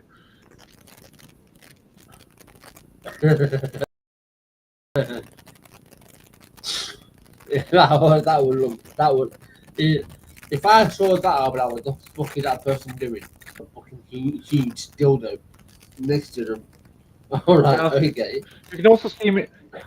You can also see me waiting for someone to pass by. You don't hear because at one point you actually see me like pull the computer to me and like because I was shooting it on my computer and like just waiting and you can hear someone walk by like talking on the phone and then but then later someone else is walking by and you can clearly see I'm like annoyed and waiting for them to pass by and the second they're gone I pull up amphetamines and start snorting like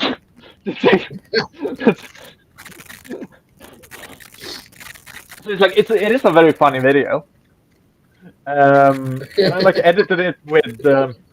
I did fucking camera cuts in it. I did fucking shot cuts.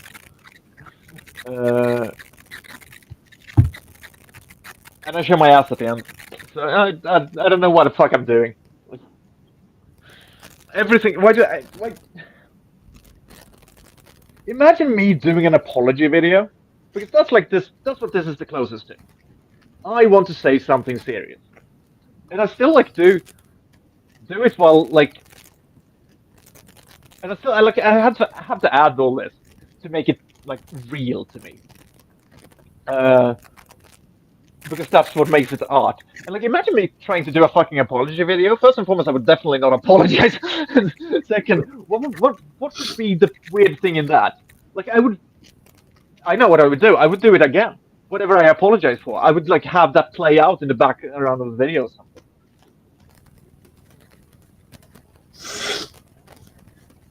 Not that I would ever do an apology video to like if I was a big time YouTuber, because I wouldn't do any shit that I would have to apologize for.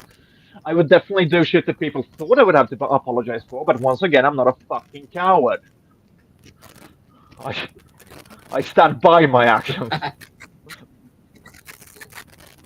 And I also like, I don't know if I've been on some weird tirade earlier.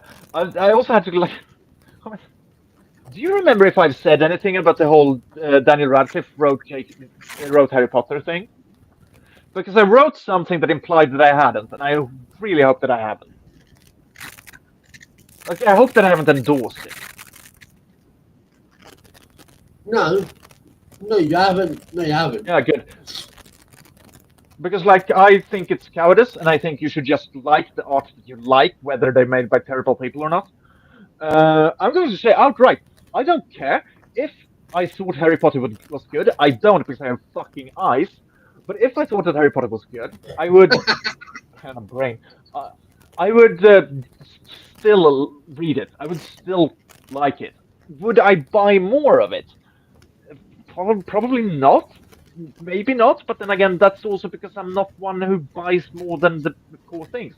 Like, I never bought the additional material for Harry Potter because I'm not a fucking loser. No, I didn't. Oh, what? You didn't run around dressed like Harry Potter as a kid? No, I didn't. I was busy getting laid. With my fantasies. But no, but like I've never been interested in that sort of stuff really, because it's like, why would I want to play with some other person's creations when I'm better? So I just wanted to like make my own. Not make my own toys, but like play with toys that weren't so clearly fucking marketed in a certain universe. Fan fiction is for cowards, is what I'm saying. It's not. It's very good, actually. I just can't read it because I have taste. That's fair. Yeah. I didn't think it would end there, but it did. I just can't get away from the joke. I know there's good fan fiction out there. I read one from Bridge to Terabithia one. Do you know what that film is? A book? I think it's a book. I don't think I've ever heard of it. Oh, Bridge to Terabithia. If anyone... Okay, I'm going to spoil the fuck out of this now because this is the weirdest shit ever. So 2007, I saw a trailer for this like fantasy kids family film, like Narnia stuff, but it was called Bridge to Terabithia. I'm actually going to fucking, yeah, we're going to play the fucking trailer here, because you need to understand how fucked this is. It's absolutely amazing. This is my favorite, this is probably my favorite marketing ploy ever, because of what it implies. So I'm going to find it, Bridge to Terra. No one look it up before you see this, because like I want you to get it after. I'm going to tell what everything is, but so it stars Josh Hutcherson way before way before what is it? Screen share. Way before. What fucking film was he in? Oh yeah, Hunger Games. And yeah. Can you see it now?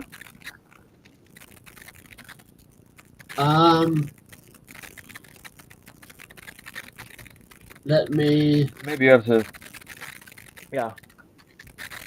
I'm sorry for just derailing this completely, but you will think No. this is funny, I think, because it is. It's absolutely fucking hysterical. So here it is. Just a clip.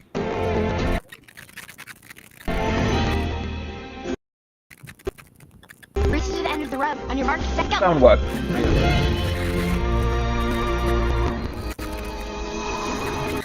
Oh fuck! Am I Yeah. brain dead?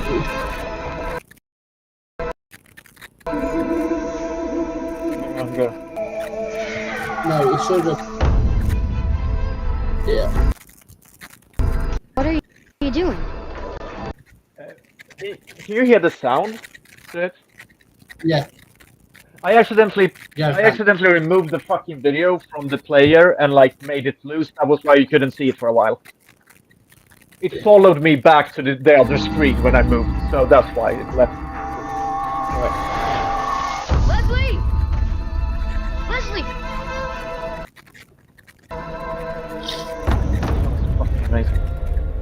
You're not gonna believe this. Wow.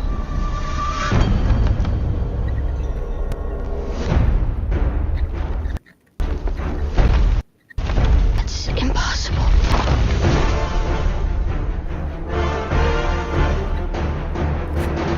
You can see the whole kingdom from up here. Look at it. What do we call this place? Terabithia.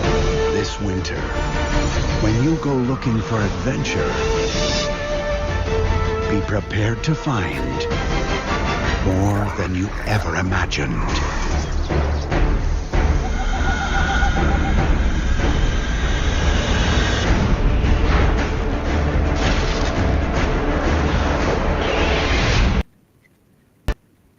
To Terabithia.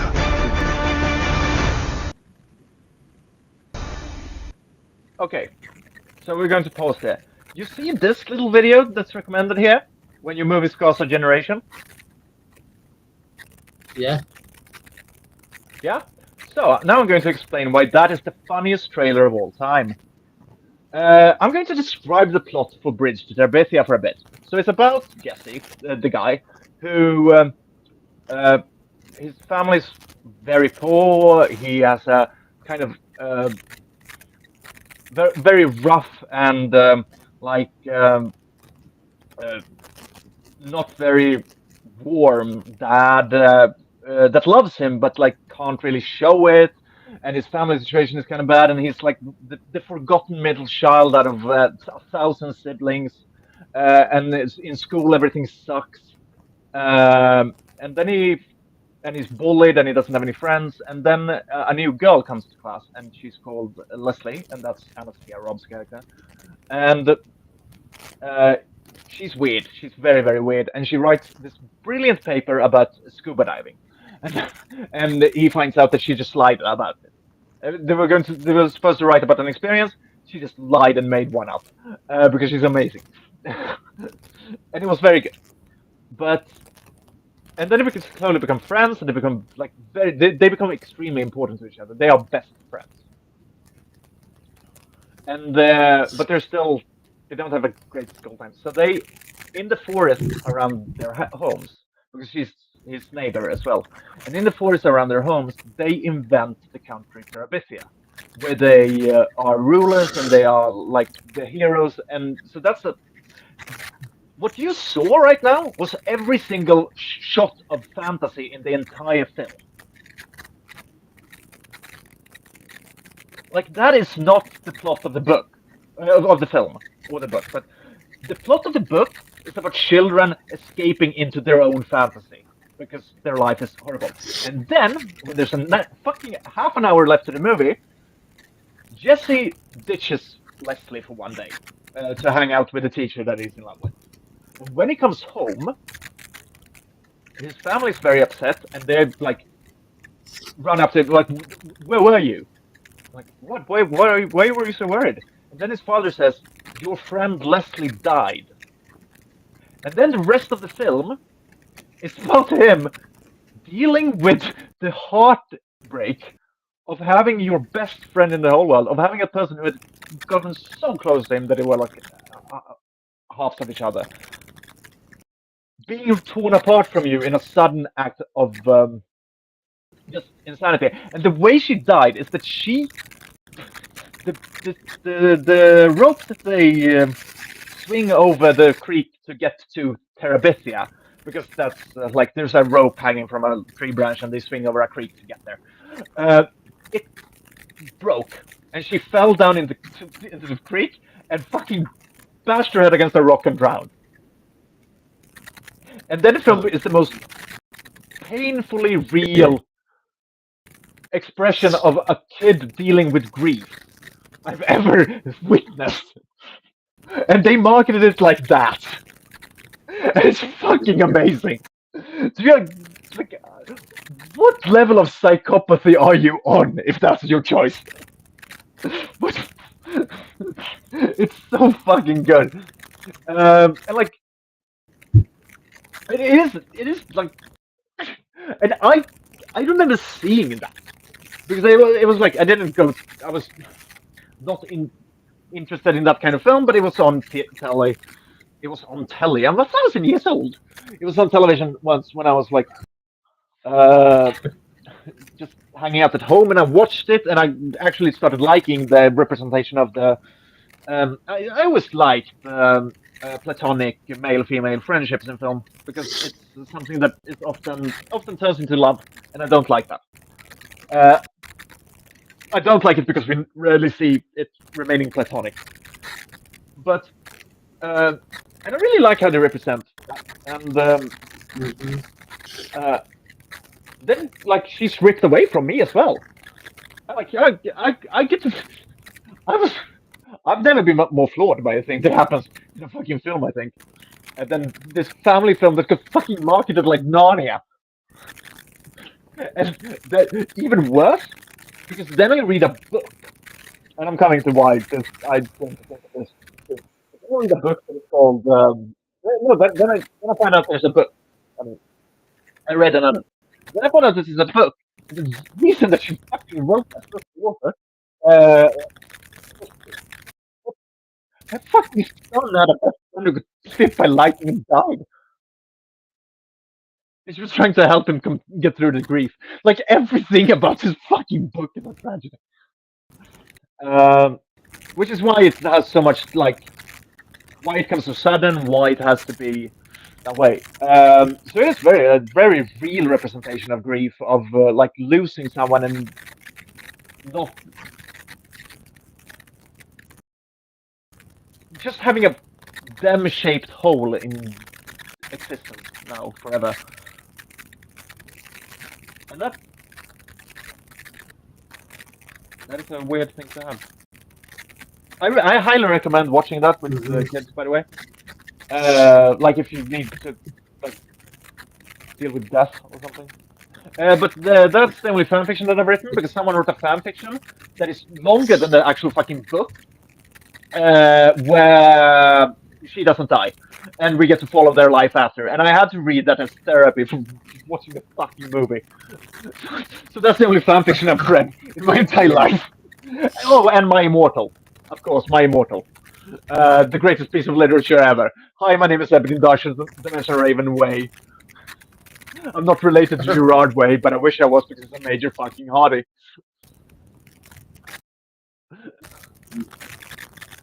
You wish you were because he's a major fucking. Are you me? Do you have my fucking incest kink or something? Tara Gillespie, you weird little fuck. Yeah.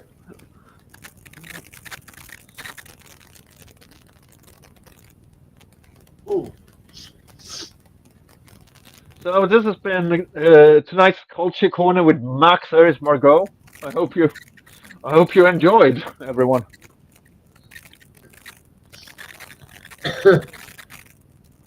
I really sit on a lot of weird little weird little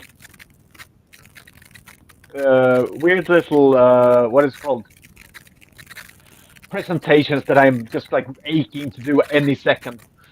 Just wait until I'm suddenly going to talk about the time that Jerry Lewis did a Holocaust movie in Sweden. It was so terrible that he's locked it in a fucking vault for 30 years.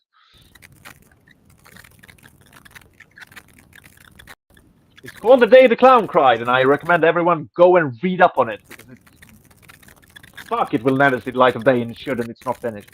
It apparently ends with Jerry Lewis as a clown walks into, like, he was a clown that then ends up in a death camp or concentration camp, and the ending of it is him doing like juggling as the gas kills him and kids.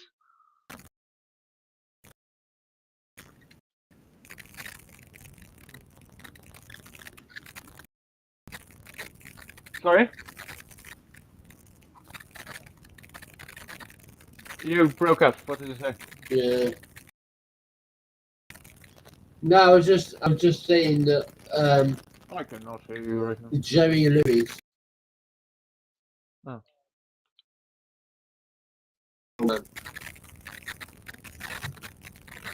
He was very cool. Yeah. It was. Oh yeah. But like, it's very funny for me to think that the guy who did The Nutty Professor and stuff like that just also decided at one point to write a fucking Holocaust dramedy, because it is apparently a drama comedy. Shot it in Sweden, like not far from where I live, actually. At an army base that was for the concentration camp. About a clown going to a fucking concentration camp, like. I loved that film is out there. Like, someone did it. Someone decided to make that obviously fucking bad idea.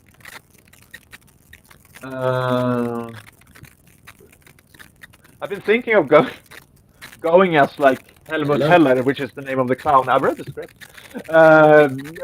Going on Halloween. But no one will get the reference unless I make them juggle in a gas chamber full of children, which feels like a bit of a. It feels like a bit of an excessive work to pull into a Halloween costume. Kill a room full of children by Cyclone B. It was just like, I just desperately needed it to be authentic.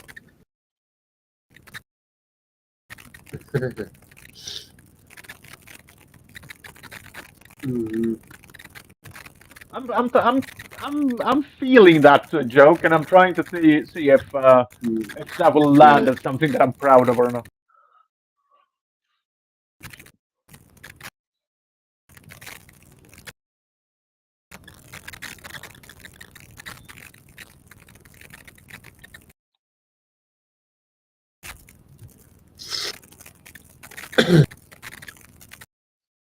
There's a there's still a, so it's a little bit choppy.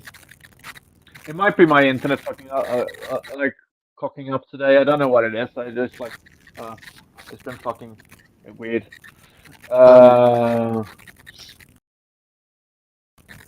It does kind of hinder the flow, especially when I am the way I am. Yeah. In my defense, I've literally never been on like this kind of a call with anyone but you. So I like all other people on here, but otherwise I've never. Because yeah. Well, I've been on like work meets, but on like team, like Microsoft Teams and stuff. But then I always figured out where to hold the PlayStation controller so that it wasn't visible on the screen, and then I turned the audio off. So like, yeah, and not on the fucking people. Don't turn the audio off on the app. Turn the audio off on your computer, you fucking idiot. Yeah. Otherwise, we can be. It's like we're.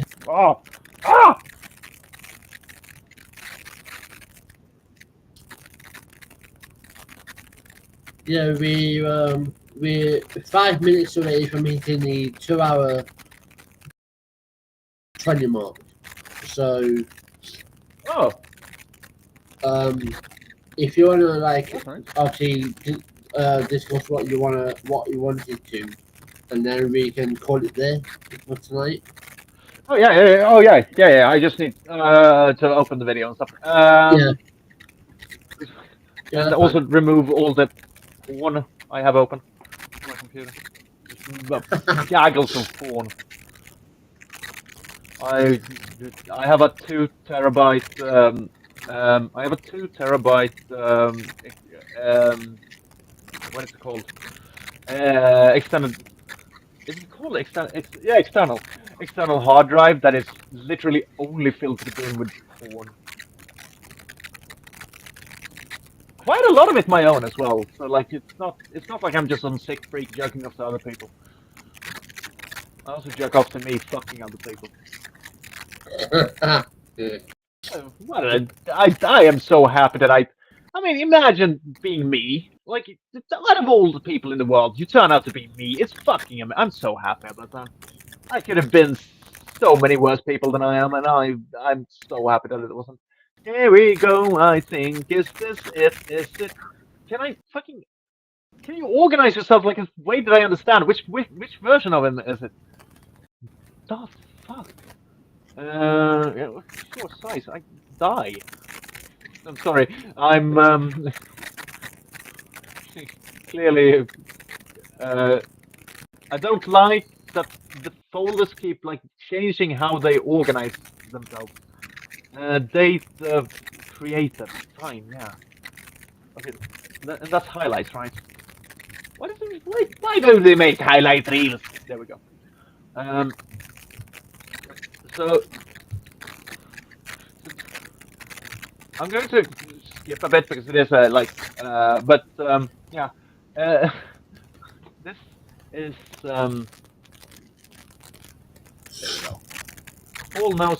This is a video that I've chosen to call "Paul knows fuck all about fuck all." Can you see it? Raise the volume. Give me one moment. I love, yeah, I love the fucking like first fucking second as well. Just me sitting there with a nose. Uh, but that was also that was. I mean, because this is what he just came on. This is what he came on to. Yeah. I love that for him.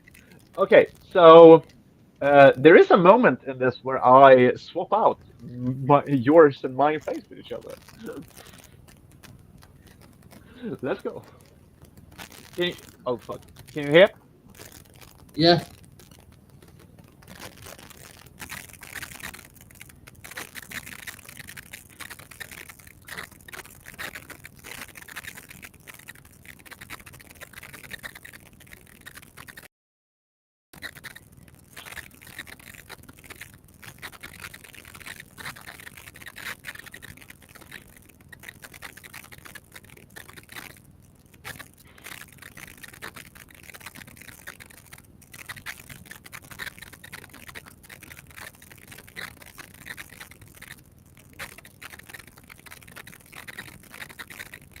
No, you might not do that, but like, regardless of if you did that or not, the concept is of misgendering is still what you did, Paul. Like, how? How did I do that? I think it's very. You are correct in saying that it was very fucking clear. I'm sorry, I just like realized that. It's very funny that it says that.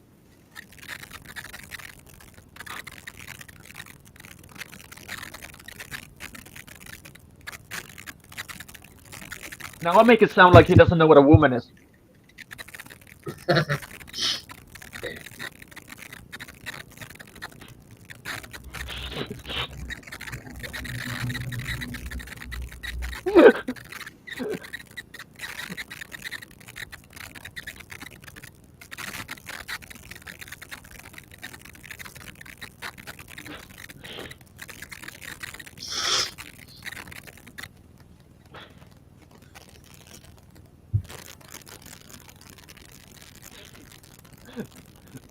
This is my favorite thing ever.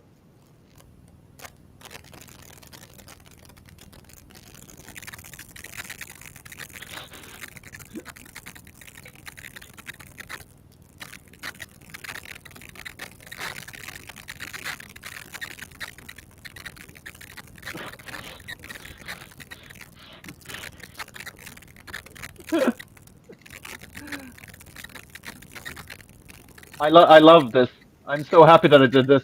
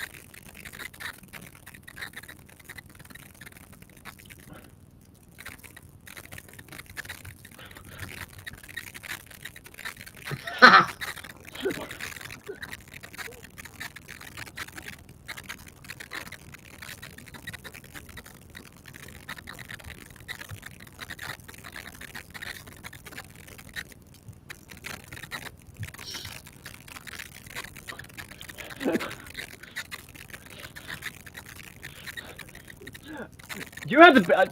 I mean, being stuck between me and him, like I feel bad for you, dude.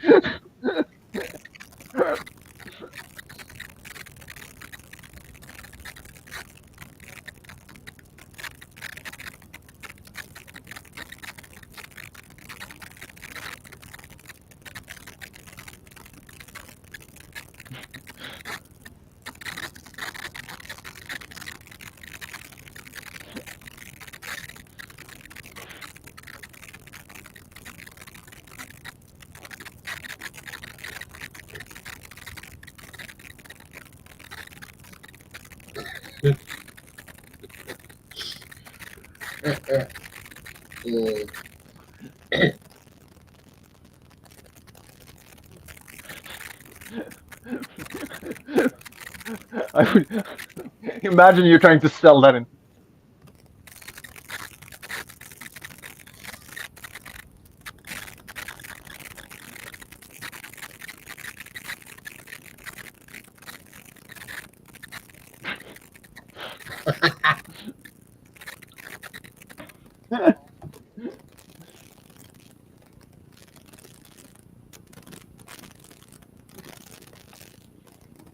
There's one thing that I want to show as well. No. Okay. Oh yeah, now.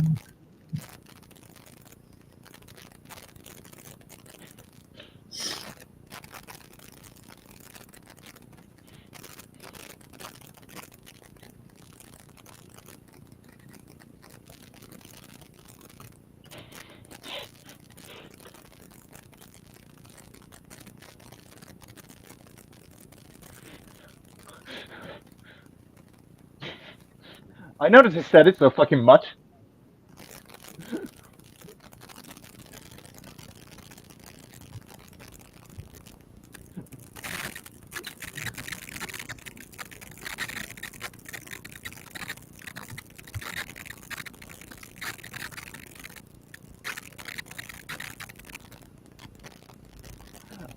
I'm so sad that you can't actually quite hear what I said there because I said, please, Daddy, don't be mean to me.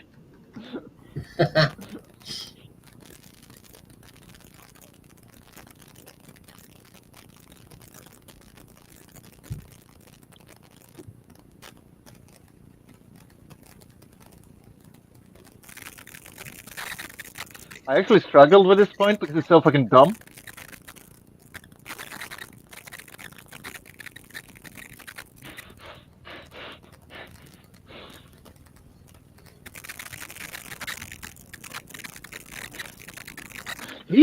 I'm this person.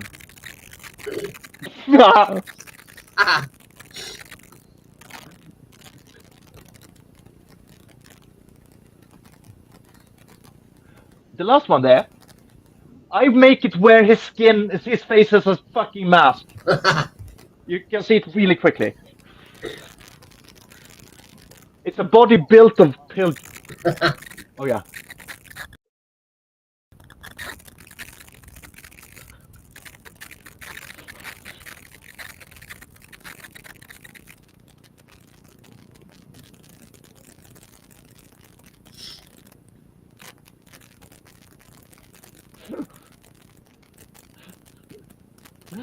I think that's enough for now. Sorry that I cut it off right when you started to get it, but like, yeah, it is. It is like it's a 40-minute video at this point, and I'm not. That feels kind of mean to show. So the rest one is secret until I'm done with it and we upload it. I think. But just like and also the editing of the rest is not quite there.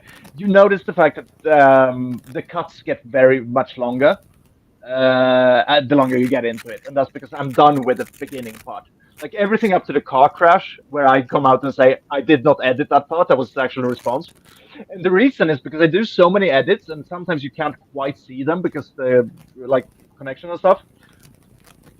And I wanted to make sure that like that was his response. I said I don't care. No, I said what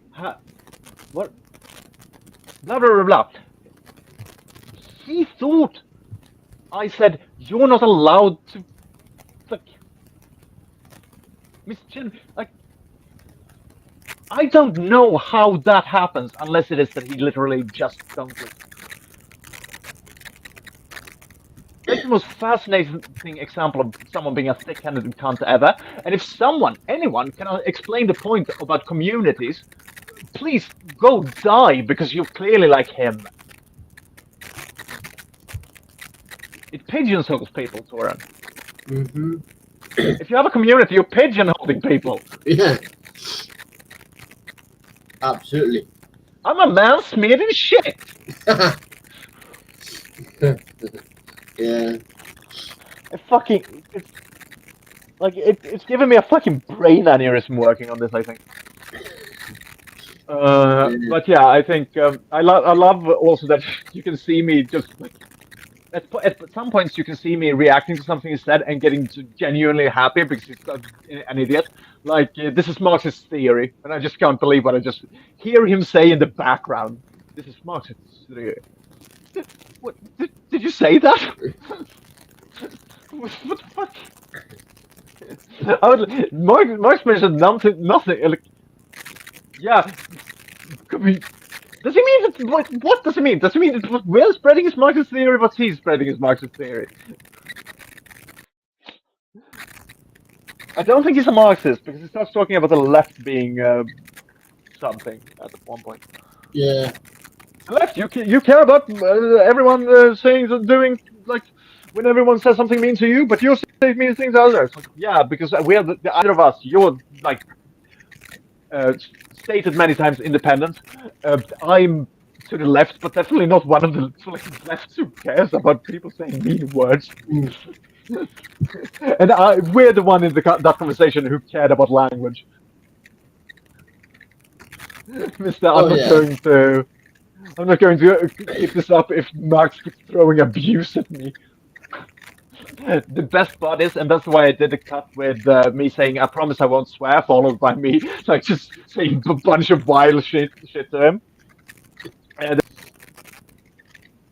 sure, he said when he comes, I keep swearing, I'm not going to hate that little fucking coward by saying, sorry, I promise I won't swearing, and then not giving a shit and just keeping on doing it. There isn't a part of me that tries to not swear in that fucking episode. I tell him I'm based in his mother's cunt. Where is Max based? Your mother's cunt, Paul!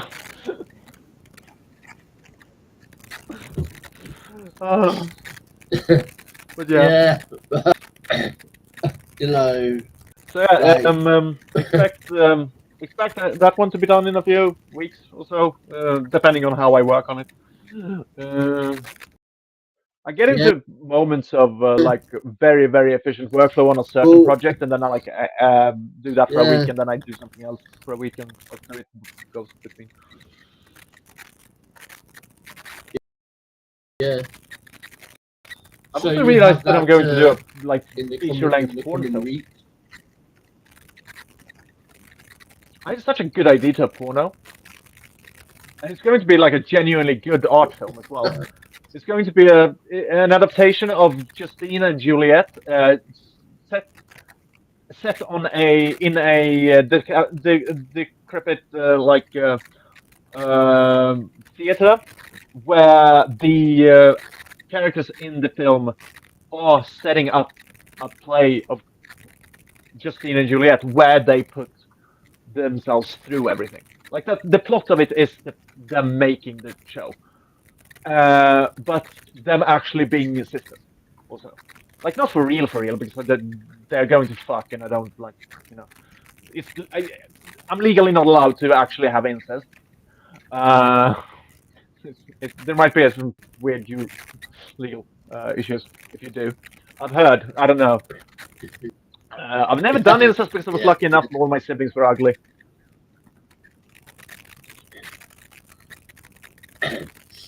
Yeah. Like if I had a hot sister or a twin, that would be such a weird thing for me. If anyone doesn't know, then that's because I have a very pronounced incest kink. Just so you know, everyone out there. But like between siblings, which I also think is like completely fine, as long as there's not a weird power dynamics in other ways. But like twins who start fucking, yeah, of course you should go for it. Any twins out there listening to this, go fuck your twin sibling.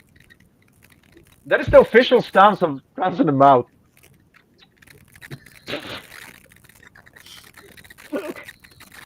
It's going to be the slogan for it. Trans in the Mouth, go fuck your twin sibling. And it would be very, very fun because no one would understand what. Yeah, and for those watching, or those of you who decide to listen, you know, I'm joking.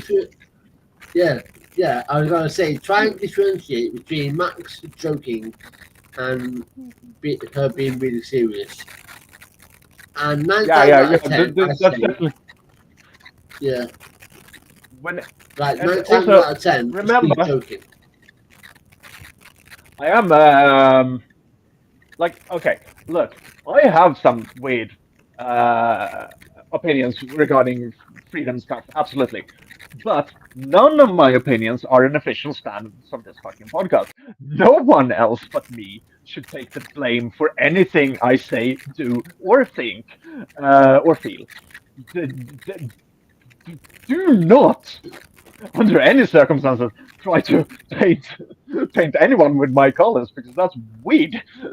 It's very mean to them. I have made it my goal to get away with as much bullshit as possible in life. Other people has not, and therefore should not have to try to explain it away. Yeah. I would love to be an official spokesperson to anything. It was but no, I think aside from like Paul being a fucking dumb cunt, I think that's the official stance for this podcast as well. Yeah. Yeah, absolutely. And on that note, we'll call it there. And yeah, we will be back next week, obviously. Hopefully, I'll be on camera next week as well. It's been I've been like, it's been because I've been in. Okay, it's been because I've been ugly. Not ugly, but I haven't like gotten fixed, and I'm just like, yeah. Yeah. Yeah. I'm not going to show myself properly. And like, I mean, I'm still hot. I'm still like the hottest fucking person. So don't think I'm sitting here feeling bad about it. That would still do me. But yeah, I'm not presentational if I say so. I have my cock in my hand right now.